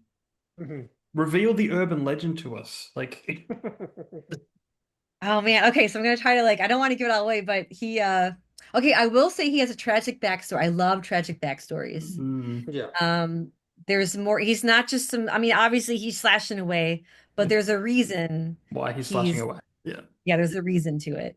And there's a little bit of a love story in there between the two characters, which I kind of tried the first time. There's a very spicy scene too, which It's a readers were hor- surprised to read. it's a horror movie. Of course, there's going to be a spicy scene Right? in It's it. gotta be a That's spicy a scene. horrible kid. That's what when we were watching the Friday the 13th, my wife hadn't seen some of them. That's like she said, "There's an awful lot of sex in these movies," and I said, "Yes, but you got to understand that's why Jason is killing all these people because the people were having sex. They weren't watching him, and he drowned. So that's why he goes after teenagers who like to have premarital sex all the time." Yeah. But yeah, And I feel like it's there the has number to one be rule. spicy things. Yeah, exactly. Yeah, don't have sex in a horror movie. Don't have sex. You just Exactly. can't. No other. That's like hands down. You're gonna die. Is Don't that have sex in a Exactly. the moral of a story? horror Exactly. story. So there you go. It's like a wholesome moral to the story of a horror movie. You know, if you didn't have sex, you wouldn't be dead. Yeah, right. There you go. They'll be playing all Oh these man. these movies in church on Sundays. Yes, exactly. Yeah. Oh man. So Yeah. But oh sorry to take you away from no, that. I no, just it's okay. yeah. I'm trying to think how. So there's a bonfire, well, not a bonfire, but like more like a a Campfire. campfire. Yeah. I love ghost stories around the campfire. I mean, I just love that. It's just something I really wanted to write. So I wrote a scene in that, and that's where the Clatterman comes up. Uh, and I took my time with the characters, before they go to this cabin because I kind of wanted there's five of them. They have such different personalities. So I had a lot of fun with their banter and just kind of Making you their love little them. huh? Making you love them and Yeah, like exactly, them. right? And then killing the darlings because that's what you do. Um, but yeah, I've been happy. A lot of readers, especially for Death Call, the two main characters are guys, and I had a lot of readers tell me that they were impressed with the dialogue between Jason and Eddie. And I grew up with two older brothers, Yeah. and I was a tomboy myself when I was little, so it just came like second nature for me to write this dialogue with the guys. So I like writing, the male and the female dialogue. And obviously it's different, but I like kind of, you know, mixing them together and creating that little you know, the difference and how they connect. Uh but yeah, so the five characters, that was a little bit of a challenge though, because that's I mean in Ghost Room there's three characters. Mm. But this one had the most, so it was kind of fun to come up with these different personalities and um, describe them and such. But it's so fun though. I with Clatterman, I love Death Cult. I was scared to release it because it was so different from Ghost Room. Mm. But Mhm. with Clatterman, I kind of eased up a little bit and I just had even more fun with the story. Uh, so yeah, it was so much fun to write. And I'm sure all the characters live happily ever after, and they They all all so make it happy. they all make it home to their loving families and tell the story of the Clatterman that just scraped on the windows a little bit. So yeah, that's It I'm all sure goes that's what so we're well looking for at. everyone. But you know what the cool thing is, a lot of readers, I do have some pretty creative kills in Declare Man. Mm. And I took my Cool. time thinking of really creative ways that these characters could get killed. And a lot of readers have come because I'm writing the sequel now. And a lot of Oh, readers are like, please give me more creative kills, so I have like 20 creative kills jotted down Mm. that I'm like working toward. well, that was Um, my next question. I was going to say because another thing I love about watching horror movies is the way that there's the different kind of ways that the director or the writer or will come up to kill the victims. yeah. And I was going to say, obviously, it's kind of an urban legend slasher feel to it. How did you go about how did you go about coming up with the different creative kills to keep it flowing, but also keep the each death unique as well. Oh gosh. Well, the prologue has a really fun one. I just feel so Awesome. demented saying it's a fun kill, but it is a really fun kill. So I kind of thought about something a little different. I thought about a body part that usually isn't impaled, I guess you could say. Okay. And I went with that. And I love hard-hitting prologues, just like like Evil Dead Rise. I mean, so many movies Yeah. start out with like this intense scene. I love that, and so I like to write those kind of prologues in my books. Um, and then with the other ones, there's one I really like that happens at the cabin. There's two at the cabin that I really like, but one of them is very visual. Um, it involves a hook and a chain, of course. But I used light, and kind of I don't know, I don't want to give it away, but it's very like I set this, I just love it. I set the scene so well. It's why I use the A-frame. I'll say that. It's part of why I use Okay. the A-frame. Okay. Um, the last kill is really fun. I had to do some research on that one. But that one kind of I don't know, I don't want to, but it's a cool one. I had to do some research on the machine that was used for the last kill. I like I'll just say any that. kill that you have to do research on is already getting my attention. Okay, And good. saying that, I bet if the government looked at your search history, they would probably not be too impressed. No, it is like it's so horrible. It's so horrible. Like I when my son walks by and I'm like researching, I'm like, oh, don't look, don't look at like what we're researching right I now. guarantee you that the FBI or whoever have a list of author or possible serial killer. Like, Right? they go, Exactly. don't worry, they're just an author. They're like, yeah, they're very similar.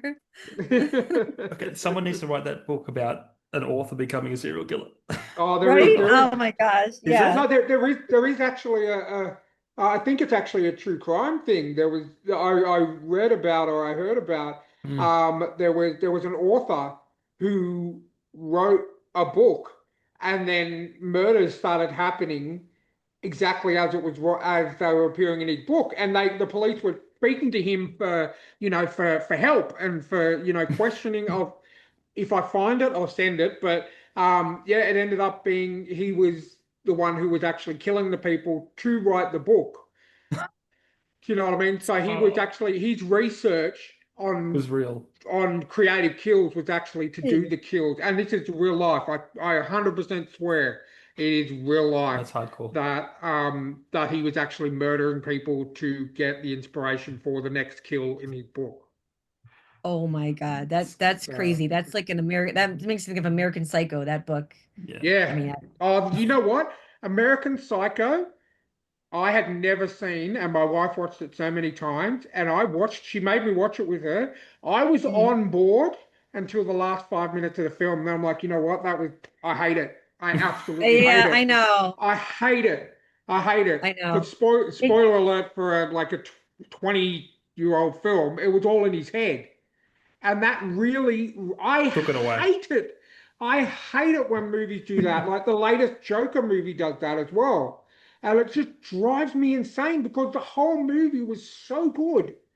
so American good. Psycho was so good until they revealed that it was just all in his head. And I'm like, you know what? That just ruined the whole thing for me. I'm never going to watch it again. No, And, and it's funny I because hate it. the book kind of leads that way too, but it doesn't really give you an answer, you know? Yeah. It Um, lets you, it's open to interpretation. it's open to interpretation, but the kills are, I mean, the book is Yeah. insane. I mean, it makes the movie look like Disney. It's Yeah. this, the kills are Okay. just Yeah. crazy. Um, but But I the just kills are so hate, crazy that you're like, this can't be real, you know? But then you're like, what is it? well, see, that's what I think to me, and look, I'm not a writer, so I can't comment, but to me, having it at the end being all in the person's head, to me, is just lazy. And Yeah. that's just like, it ruins it. I mean, this is just me. I'm nothing. Christian Bale was fantastic in that Oh my movie, God, he was so and he good. was Perfect. really, really great. And the kills were phenomenal, and I absolutely love it. But would I watch another one? No, I wouldn't watch it again. And I hate that because I just really hate that trope of putting it. Oh, it was all in his head at the end, Mm. and it Yeah. just for me takes away so much of that brilliance of the writing and of the story of the movie to just say, oh, that was just all in his head. Yeah. And you know what I mean? Like for me personally, and that's what like I just cannot watch that movie again, and that is why I refuse to watch the Mm. second Joker movie again. I just cannot watch any movie where that happens again. Wait, is that the And musical you're talking about? yeah, Okay, I haven't watched that one yet. Oh, I sorry. loved the first Joker. I absolutely loved it, First but one was amazing, and the so good. second one was amazing up until the last 5 minutes. Even Okay. the songs, the musical, the singing numbers fit in with the movie, fit Oh in because wow. I was Okay. hesitant. I'm like, I don't want to watch this. I like musicals, but Hmm. I don't want to watch a Joker musical. But when I Yeah. watched it, the songs actually tied in well with the movie, and I'm like, okay, cool, this works. Hmm. And then it doesn't. And then yeah, I just like it just yeah, the first one was Yeah. so amazingly good that it just ruined the whole thing for me, and I'm glad they're not doing another one. Yeah. Oh gosh. And now, yeah, I kind of want to watch it, but I'm like, I don't know. Watch it because it is a good film. It's like But it's an just Okay. turn it hour and off. 50 minutes. Yeah, it's an hour and Yeah, just cut off the 55, last part. like an hour and 55 or an hour and 59 minutes of a great film until Mm. the last 5, 10 minutes, and then it just throws it all down the toilet for me. Mm. Hey, if I can cut the last 10 seasons of Supernatural, you can cut the last 10 minutes of Yeah, exactly. I, s- I still have not watched Supernatural. I can't believe I never Oh watched my, that. you Hey, haven't? I will tell you Not this. any of No, it? Listen, listen, no, listen, no. listen, listen to me carefully. Okay. Do watch seasons 1 to 5 and Okay. no more. And no more. Okay. Because season See, 5 I'm, ends like it ends. Like it's an ending. And then they went, yeah, oh, now we're gonna do more. Oh, really? Yeah. So it but ended. That's so Yeah, weird. no, no, Ryan, no. but as someone who is a horror aficionado, I Mhm. can like I appreciate what Jamie says. I will 100% agree with what Jamie said. Seasons 1 to 5 are a perfect story for Sam and Dean. Mhm. Watch season 6 to 15 as a separate thing, like as not as a separate thing, but like as say, or A separate series. yeah, separate Okay. series, because they are really good part. Like I really like what they did with the Leviathan. Like there's a Leviathan, a whole season on these things called Leviathan, which are essentially what am I calling it? Essentially like puppet masters, like body Oh, snatchers kind of thing. okay. And I really enjoyed that. And then there's a season where they actually, they're hunting down the alphas of each series, like the alpha vampire, the alpha werewolf, and all that kind of thing. I Yeah. really enjoyed that. But Hmm. yeah, look, season 1 to 5 is a perfect story arc for It's Sam and and Dean. it covers more of the urban legend side of Yes, stuff.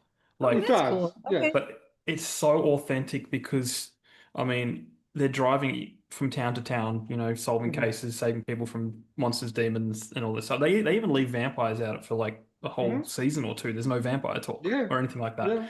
And it's literally them going to a town, doing all the detective stuff, saving the people, and then moving on to the next town. And it feels like they're moving around from town to town, place to place, Yeah. helping people with ghosts and That's demons. cool. And But they still yeah, have the overarching story for the season arc, you know what I yeah, mean? Like they're still but they don't mention it in every episode, but yeah, every episode doesn't feel like filler, yeah. if you know what I mean. Mhm. Like Okay. it's like they're Gotcha. going from town to town, and maybe every fourth or fifth episode will be something about the main story that goes along. Yeah. So like the first episode is the woman in white. So the urban legend of the woman I that love that. Yeah, I love that one. you see her on the highway, you pick her up, and if you're unfaithful, she'll kill you. And then Yep. there's one about the Wendigos, Yeah. and they go to like asylums where like it is really good It's very good. storytelling. And So yeah, cool. I I've will seen agree it with because I Jamie. follow, I follow a lot of, the horror accounts on Twitter, and a lot of them will do, But yeah, like House of Horrors Yeah, is one of them. They'll yeah, do like, what's your favorite, yeah. But it it show? And Supernatural is usually one of them, it a oh, lot of times. also definitely. it also builds like each season builds, and it gets to Hmm. Hmm. gets to this point where it's like they're taking on something that they just can't take on, and then they manage Hmm. to win the day, and then yeah, the end, and then Yeah. the producers come along and go, that's the highest rating season ever, you know, Uh, so they, and oh, then gee. they handed it on to someone else and the rest of the people, and so Yeah, that's when my biggest issue is the continuity. Like there yeah. are plot holes in everything. When the first 5 seasons, like there's twists that come that they've been planning 3 seasons in advance. And if you go back and watch characters from the early seasons, they're behaving in a certain way. You're going, how did I not see that? And it's just so well written. It was That's cool. written as a 5 season chunk, and then Yeah. Okay. and then Well, they went. you've convinced me. I have so many shows I want to watch, but It's only five yeah, seasons. you Don't worry. convinced me to start it. Huh? It's only five But if you seasons. Don't do, worry.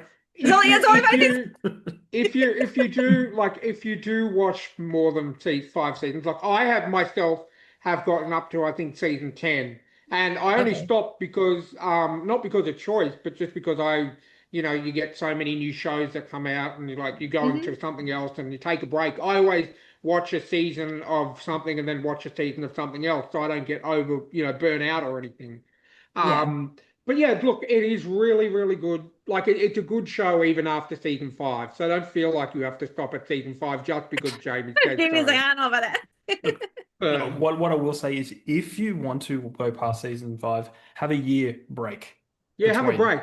Have a massive Okay, then break I'll kind of between. disconnect and then go back into because it Yeah. fresh. because I will say that it feels like a different show, and it would work as I think I would quite like it if I didn't see seasons 1 to 5. You Oh, know, okay, that's it's interesting. just, to me, season 1 to 5 is like one of the best written of Yeah. all. Like, if Supernatural was only seasons 1 to 5, it would be on my Mount Rushmore of TV shows. Oh, You know? wow.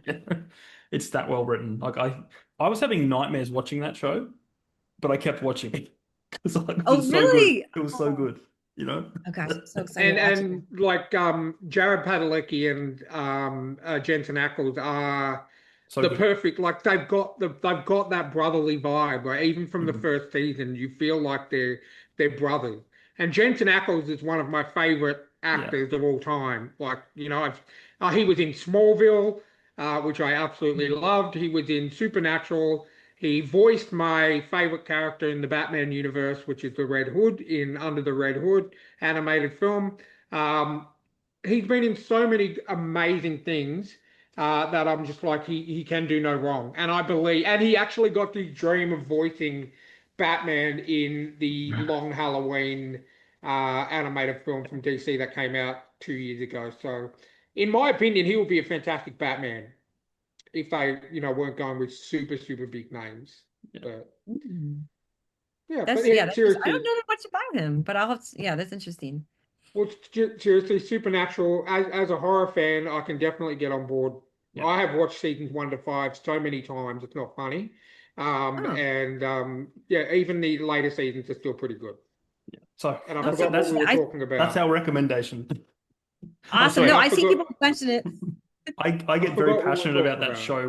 Yeah. See, yeah, I forgot what we were talking about because I get very passionate about that show because it was my favorite for a long time. Um, Uh, you know, that's Well, cool. I think Yeah. I think what we're getting into now, I think you touched on it briefly when you were talking about the Clutter Man, is what you're working on at the moment. So did you say you were working on a sequel to the Clutter Man? I am. I'm working on a sequel, and I have a really cool premise. Um, obviously it's another Conjuring, but it's a very different reason. I guess I'll just say that. is it is is he Um, is he going urban? Is he going city?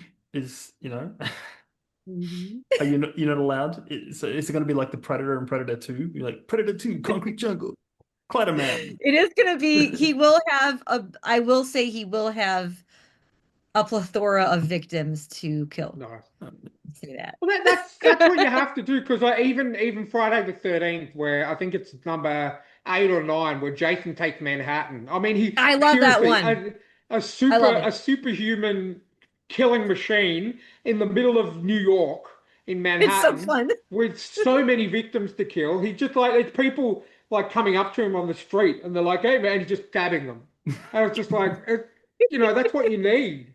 That works. Yeah. The first one is in a remote cabin in the forest, like you've done. Yeah. Camp Crystal Lake is a Yeah. remote camp in the forest, and then now you're doing the right thing by giving him more victims Hmm. to have in because you've got to double or nothing. You know what I mean? You got to double down in the sequel. Oh no, absolutely. I have some kills that are gonna be pretty basic here and there, but most of them, I don't know, maybe I won't. I really love it. I really love creative kills. I mean, Mm. part of the I mean, I love horror, obviously I love horror movies, but they are my they're kind of they give me ideas. They give me lots of Mhm. ideas. So I love kind of like picking and choosing what I like and what I might want to incorporate into, a scene or stuff like that. You know, it'd be a really cool setting, a Taylor Swift concert. Oh yeah. Oh my God, poor Taylor Yes, Swift. please.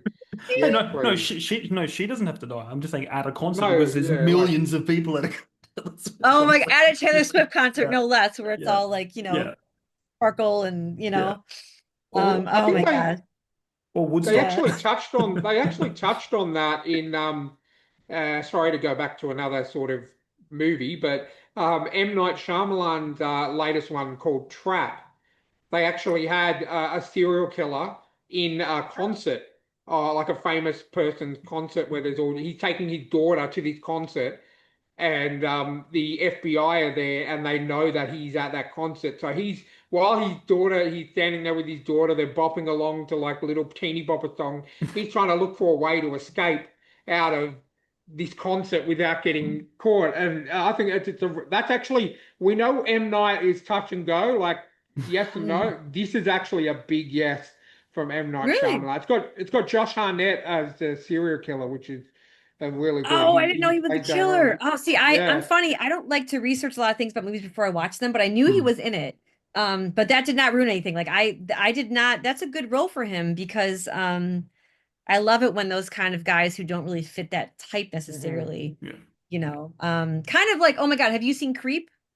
Yes. Creep, Yes. like Mark Duplass, Yep. Duplass, Yep. Yep. like he is so sweet and he's got Yep. such this like giddy kind of Hmm. vibe and he's perfect for that role because it's so not who you would think would fit that role. Well, I honestly, but listen, Creep, and Creep 2. It's another one I just discovered last year when I was in hospital. I Really? found a website where I could stream movies from, and Mhm. everyone in my found footage group was raving about Creep and raving about Creep So 2. good. And it was on the verge of the Creep tapes, the six-part show that was coming out, like where he picked, it's a 20-minute episode focused on one person that he killed.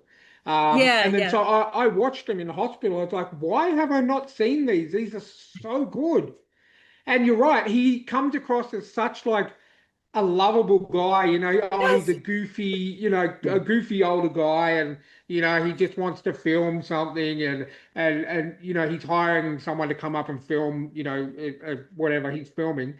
And then all of a sudden he's like this serial killer who has tapes upon tapes upon tapes upon tapes of people that he's murdered.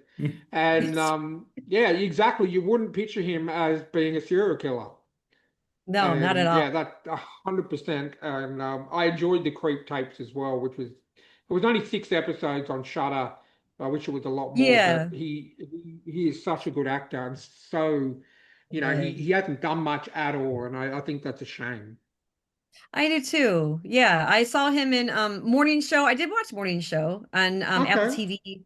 And that, Yep. that's not really my typical kind of show I watch, but I really did enjoy it. And he was really good in Morning Show. I mean, he's Okay. incredible. Um, but yeah, I wish, he's not yeah, I wish he was in more stuff, but he is such a great actor. Oh, Uh, definitely, definitely. And yeah, I would definitely put Creep on my in my top 10, Creep and Creep 2, my top 10 found footage movies for sure. oh, 100%. absolutely. They're brilliant. I could go on a tangent here because there's so many found footage movies I like, and I don't know if I should because You should. I'll What's name You about most certainly should. okay? What is your Mount Rushmore of found footage oh God. films? Okay. Oh, Okay. So I'm gonna bring it up again. and I so Lake guarantee you, Mungo. I'm gonna have seen all of them. So if there's one that I haven't seen, I'm gonna be very excited. But yeah, Lake Mungo's fantastic, and it's Australian, so that wins. Yes, right, Australian. As above, so below. That's really Yeah. good. That was that was Uh, that was a really really a different one, because it's set in the catacombs under mhm. wasn't it under it was under oh God, where was it? Was it The Rome or catacombs Paris? in France. Yeah, In France, yeah, Paris. Yeah. yep. Sorry, Yeah. I'm getting it mixed up with Jerusalem, which is another really good found footage movie. But I yeah, haven't seen that that movie one. was so good. Yeah, very good. So good. I loved it. Um, I really like Deadstream. I know a lot of people don't like Yep, Deadstream, but I thought yep, that one was really fun. It was very Evil Dead. I yeah, really, and the ending is hilarious. The ending is yeah. so funny. Oh, I really like definitely. Deadstream. And obviously Creep. Yeah. I know that's four already, but Keep oh going. It's gosh. fine. I'll chisel in an extra one. Yeah. Yeah, okay, good. I mean, I gotta say Blair Witch. I do like Blair Witch. When Yeah. I watched Blair Witch as a teen, I mean, come on, that kind of spurred the whole, found Yeah, it footage. did. Yeah. It horrified me. I watched it, I mean, when I was in, I don't know, I was just out of high school or in high school, and I was so scared, when I came home. It really terrified me. So I gotta give that one credit too. That was, really well done. It's very shaky. A lot of people don't like that it's shaky, but I thankfully do not get motion sickness. I know a lot of people do. Um, but I really enjoyed that one. Isn't that half the point with like a found footage? It's like it's not supposed to Well, Yeah. that's the look. thing. It's kind of, That's why yeah. I've always loved found footage films. Like I love that monster one. What was it? It was On like Cloverfield. Cloverfield. yes, I've always loved Oh my Cloverfield. God, that one's so good. I Yeah. just because I'm one of these crazy people that I don't need to know all the answers. I like mystery, and Yeah. I'd love a found footage film where it's just like you don't know everything. Like there's missing bits of the tape. You don't know what's happened entirely, and it's just Yep. like it feels more real, you know? Oh, absolutely. I love that too. I don't like when everything's revealed, I kind of do that with Death Cult, um, where I didn't reveal some things because I didn't want to. I liked the Yeah. story as it was, Yeah. And some readers didn't like that, some readers did like it. So, it's always interesting seeing, there was a chapter in Clatterman I really enjoyed writing, and one reader said it was not their favorite chapter. Another reader said it was their favorite. So it's so interesting Yeah. to hear from Mhm. readers. Everything's so subjective, and I do love hearing, I mean, to each their own. So it's always Yeah. interesting to hear what people like and don't like. I noticed on the Mount Rushmore you left well, two of my favorite series of found footage is one is Paranormal Activity. Oh I God, Snooze why I did I? fest. love Yes, that one's so good. That one's I so have good. watched Snooze fest. Ugh. really, but yeah, it's kind of I've watched all of them multiple times, and Jamie, to be honest with you, have you watched any of the other ones? Oh, I only watched one because my mate said, Okay, so the Mhm. story gets more fleshed out, over the yeah. next few. You get more Well, information you want to about hope so because everything. to me it was like an hour and a half of Spot the Difference. Okay, enough. Yeah. Well, my other favorite series I didn't see you had on there was the VHS series. Oh The God, yeah. Why did? VHS. Oh. See, that one's tricky. I haven't That watched. I watched most of them. I haven't watched all of them. I did watch VHS Beyond, yeah. which I loved. I thought that one was really well done. I like the uh not the parachute, but I guess it was the when they're falling out of the plane. Yeah, That was my favorite one. Oh God, no, VHS is so good. because It's to me, VHS, aside from Blair Witch and Paranormal Activity, VHS got me into found footage. And because when yeah. I found them, there was I think they'd done three, so it was one, two, and then VHS Viral. And then Hmm. I think every year they kind of brought out a new one, which was awesome. Then they started doing the year ones. They did the like 88 or 85 or whatever it was, and then Yeah, yeah, 99, and then those are which was cool. good because it was set in that particular time period. But Hmm. one movie that I will say that I watched actually recently here, I only found it probably about a month ago. It actually was one of the first found footage movies ever done, but it came out 2 years before Blair Witch. It's a movie Okay. called The Last Broadcast. Oh Have my you God, I love that title. The last The Last broadcast. I Broadcast? Now, never it's read not that. high budget by any means. And I started watching it and I'm like, oh, am I going to like it? Because I really like the decent budget one. I stick with it because to me, the ending and the twist at the end was Hmm. worth it. And yeah, it came out 2 years before Blair Witch, so it's called The Last Broadcast. Okay. Um, it I'm gonna is write that one very, down because I'm gonna yeah, forget yeah, it. it's very low budget, but it's not low budget enough for me to go, you know what, I'm not going to watch this. It's And got a very honestly, I small love low cast. budget. Yeah, well, you're going to love it. It's Yeah, um, I love it's it's anything, yeah, indie it's and very like it gets you thinking one way for the whole mhm. movie, and then the last 10 minutes just completely turns it around. Oh, that's So cool. yeah, it's really good, and it was for the fact that it was one of the very first found footage movies that has ever come out. Um, yeah, it's definitely worth a watch. So check it out. It's really good. I will. Yeah, it's funny because I always thought that Blair Witch was the one that kind of the Yeah, me trailblazer. too. You know? Me too. I did too. And I thought, and then when I found, because I generally, when I'm home, I try, when my wife's doing her thing, I'll go on the computer and watch a movie. So I go to Reddit and I go, give me the list of the best found footage movies. And Mhm. then I just check off the ones that I've already watched. And then I saw the last broadcast. I'm like, okay. And then I Wikipedia'd it, not reading spoilers, but just Wikipediaing the synopsis. And it actually came out 2 years before Blair Witch. I'm like, okay, all right, I'll give it a go. And I was pleasantly surprised. That's cool. That's no, thank you. I'm excited to watch that one. And I didn't see the twist coming at all. And I'm usually pretty good at picking twists. So That's that's cool. another good thing. So yeah, definitely watch it when you get a second. As I said, it's low budget, but it's a really good movie. Okay, cool. Look at you two getting Got along each other. swimmingly. Well, that's it. I love getting movie recommendations. I have a notepad in my phone where anytime anyone tells me a movie I haven't heard of or haven't watched, I'll chuck it on the list. So Yeah. I do that too. yeah. I also do bookmarks on Yep. on Twitter. Like if someone, I have so many bookmark posts about movies, movie lists like that. Yeah, definitely. I've got probably about 45 saved posts on Facebook from different, people say, watch this movie, watch this movie, watch this. So I'm like, okay, Yeah. cool. Awesome. What do you say we do some bonus stuff? Yes, Okay. definitely.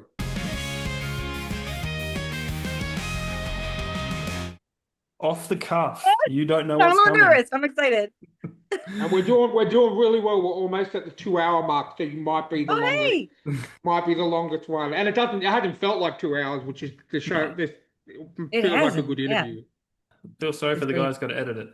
Uh, Oh, you'll be fine, Jamie. I haven't I'm, I I'm on haven't holidays. sworn at all. I haven't sworn at all in this episode, and I haven't and my internet hasn't cut out once. So you're gonna do well with this one. So The Clatterman is watching. Yeah, that's why. yeah, that's Oh it. man. He's over my shoulder going, "Hey, it's all good, man. I got your back."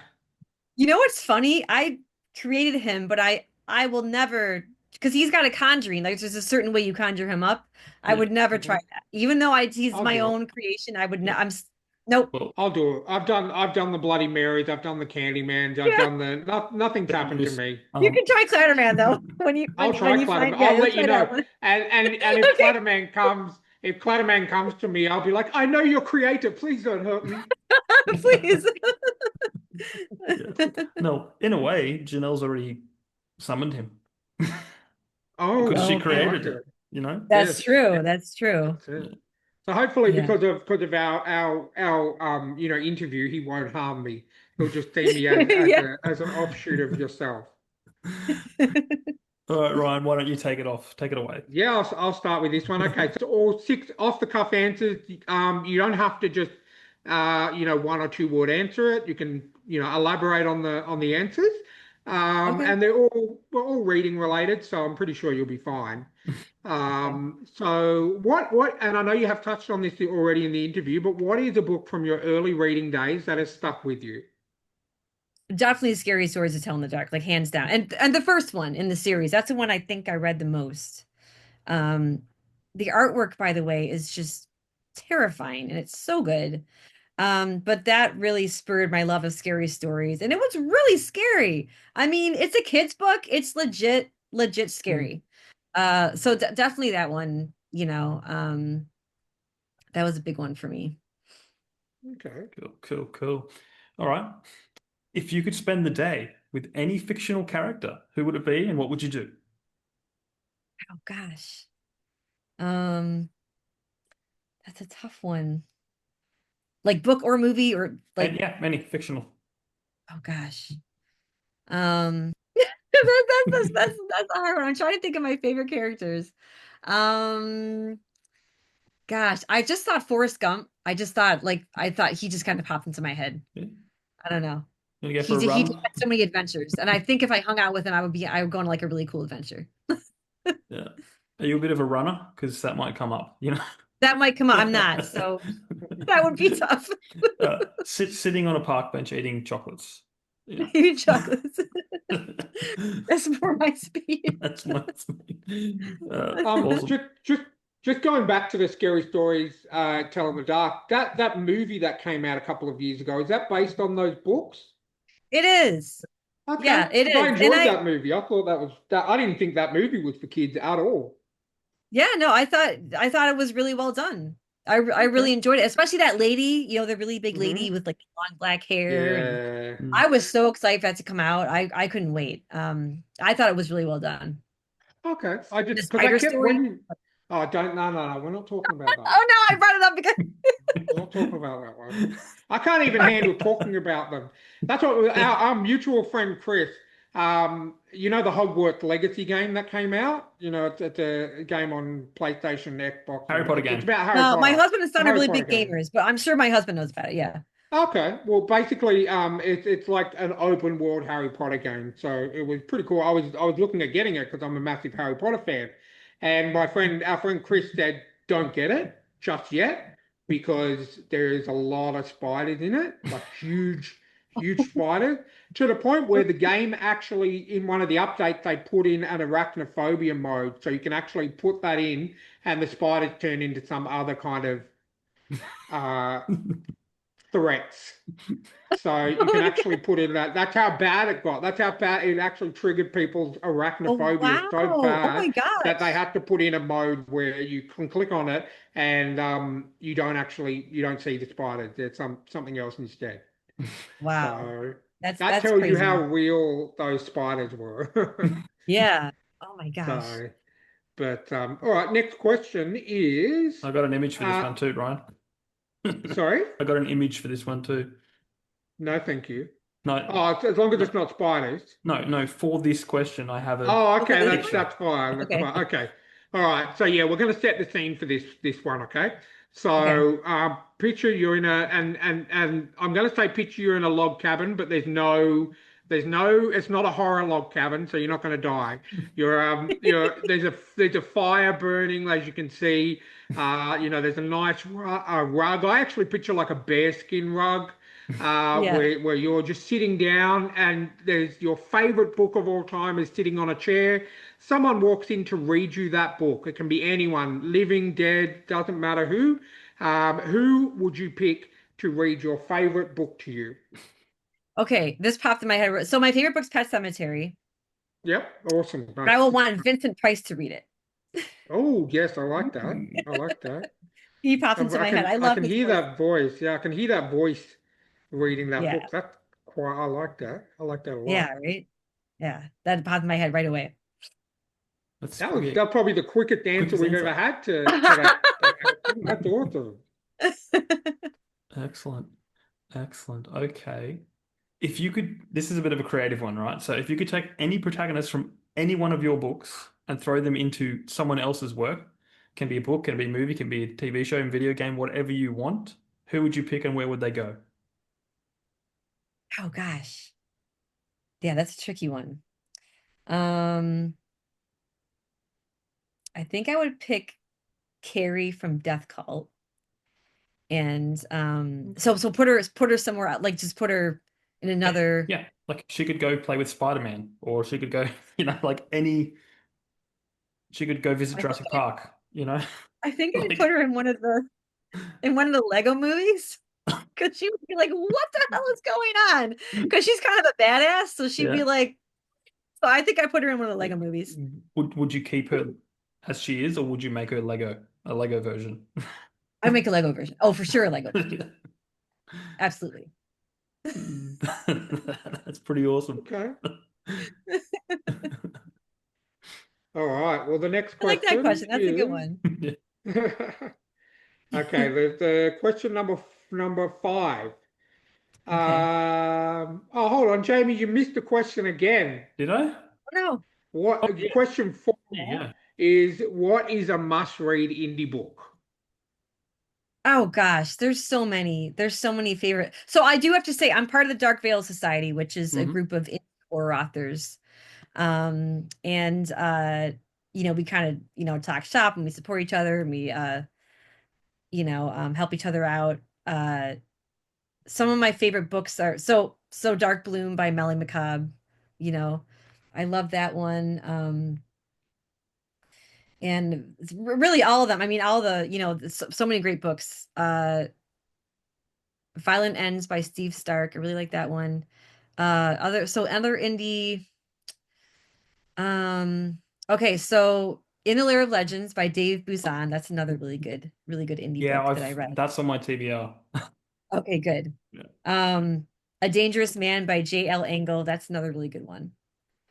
Okay. Uh, Gosh, there's so many good indie authors. Oh, I'm reading one right now by J.F. Lawrence, which is called Metal, and I'm really enjoying it. He was like scientist and he was a professor and he became an author, so he knows Oh. it's really interesting.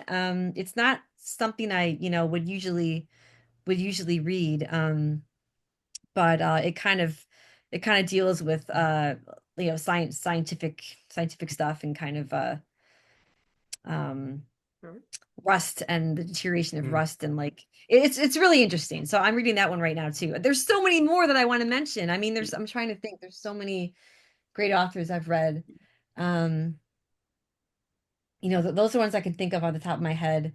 Uh, I know there's more, but Well, uh, maybe they can make the next question. yeah. Because the next question is, what are your three desert island books? Oh gosh, three desert island books. Okay. Um, so so I love The Witching Hour by Anne Rice. I absolutely love that book. That would be a desert island book. Pet Cemetery is my favorite book, so I can't not take that one. It is very dark, and if I was in a desert island, it would kind of, like really like me. I want to read something more uplifting, but I do love that book. Okay, so Witching Hour. I gotta say Pet Cemetery because I love Pet Cemetery. And then The Great Gatsby. I love that book so much. I've read it so many times. So I Okay. guess it would be my three. I mean, there's so many, Well, so many, but I it's love a The little Great Gatsby. island. It's a little It's a island, little so island. Okay, okay. So I guess I'll do those. yeah, excellent. Okay. It's probably our quickest response to that because Yeah. It's we hard. had I mean, there's so many books I want to say. There's so many, but I do read Gatsby almost every year. I reread Gatsby. Um, we had someone and Pet leave the room Sematary. once. Huh? We had someone leave the room once to go look at their bookshelf. Yeah. Oh, really? Oh, that's Yeah, funny. Oh my God. I wish it's upstairs, so I can't. yeah. But I guess I could leave it. You'd be a while. Yeah, I would be a while. Uh, Awesome. Well, you're one of the few that have reached the 2 hour mark. awesome. So congratulations on that achievement. Thank you. We don't have an award for it, but maybe we will one day. Okay. Yeah, so thanks for joining us. It's been absolute fun. Yeah, thank you so much for having me on. I had such a great time. This is so fun. Awesome. Did you want to plug where our readers can buy your books and where we can follow you on social media and all of that kind of thing? Absolutely. So you can buy my books are all on Amazon. I also I sell signed copies on I have a Ko-Fi where I sell signed copies. And you can just go to janelleschiecke.com Okay. and I have my Ko-Fi listed there. And you can find me on Twitter, X, you can find me on Instagram, you can find me on TikTok and Threads. I'm on Blue Sky as well. I'm not as active on Blue Sky, but I'm on there. So Awesome. There's way too many social medias. oh my God, there's so many social medias. I would say I'm on X the most. I am on TikTok a little bit, but Yeah. TikTok's it's such a different beast. Yeah. I think I tried it for 5 minutes and I'm like, ugh, ugh, and I hear Yeah, I was people. the same, and maybe maybe that's our old age talking, Jamie. But yeah, I can't do TikTok either. Yeah. Yeah, Yeah. I don't do a lot. I don't do that many videos. Yeah. But I'll do a fun, I'll put up a picture. Like, speaking, oh gosh, the book, The Troop by Nick Cutter. I forgot about that one. I love that book so Cool. much. Cool. It's so good. Um, he's not an indie author, but he might be an island. I don't know. I'm okay. I digress. Um, anyway, that's another really amazing book. Yeah. Awesome. Awesome. Yeah, no, I've heard TikTok is really good for romanticy. Um, Mhm. It's a very good romantasy.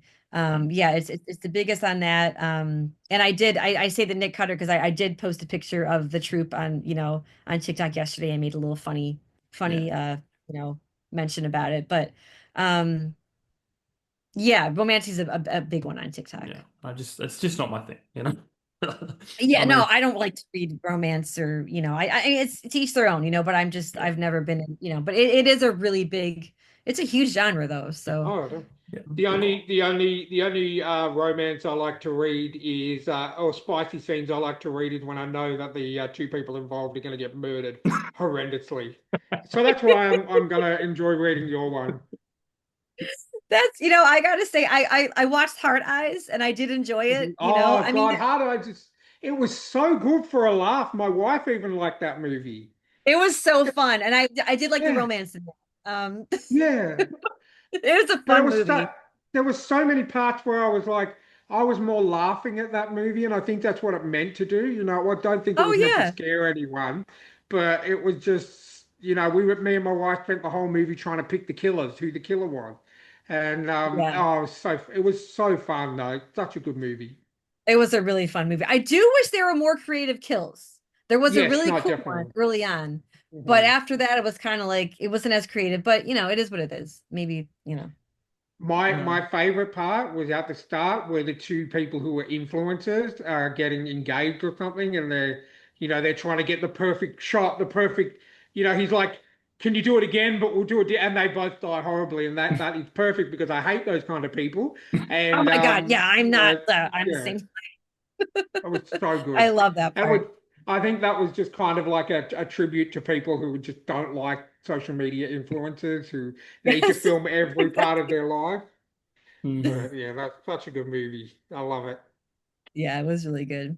Cool, cool. Well, before this goes on forever, thank I know I could thank talk to you guys forever. we'll have to get you back on. Please reach out when your next Mhm. book's coming out, when Clatterman 2 is coming out, and Ryan will talk you for 4 hours. Yep. And I'm pretty, by then I would have read all your books and I could just yeah, talk to you about your books for that long as well. Aw. yeah, yeah. Sign him up for your ARC reader if you want to. Yeah, for sure. Yeah. Oh That's what no. Don Campbell did that, and I read his books in like record time, so that was Oh, awesome. that's so cool. Oh, that's Yeah, good to know. yeah, Okay, cool. great. All right, guys. thetrueandthefictional@gmail.com if you want to reach out. Remember to check out our sponsors, Rebecca Cassells and Martin Kearns. They got great stuff out. Links down in the show notes.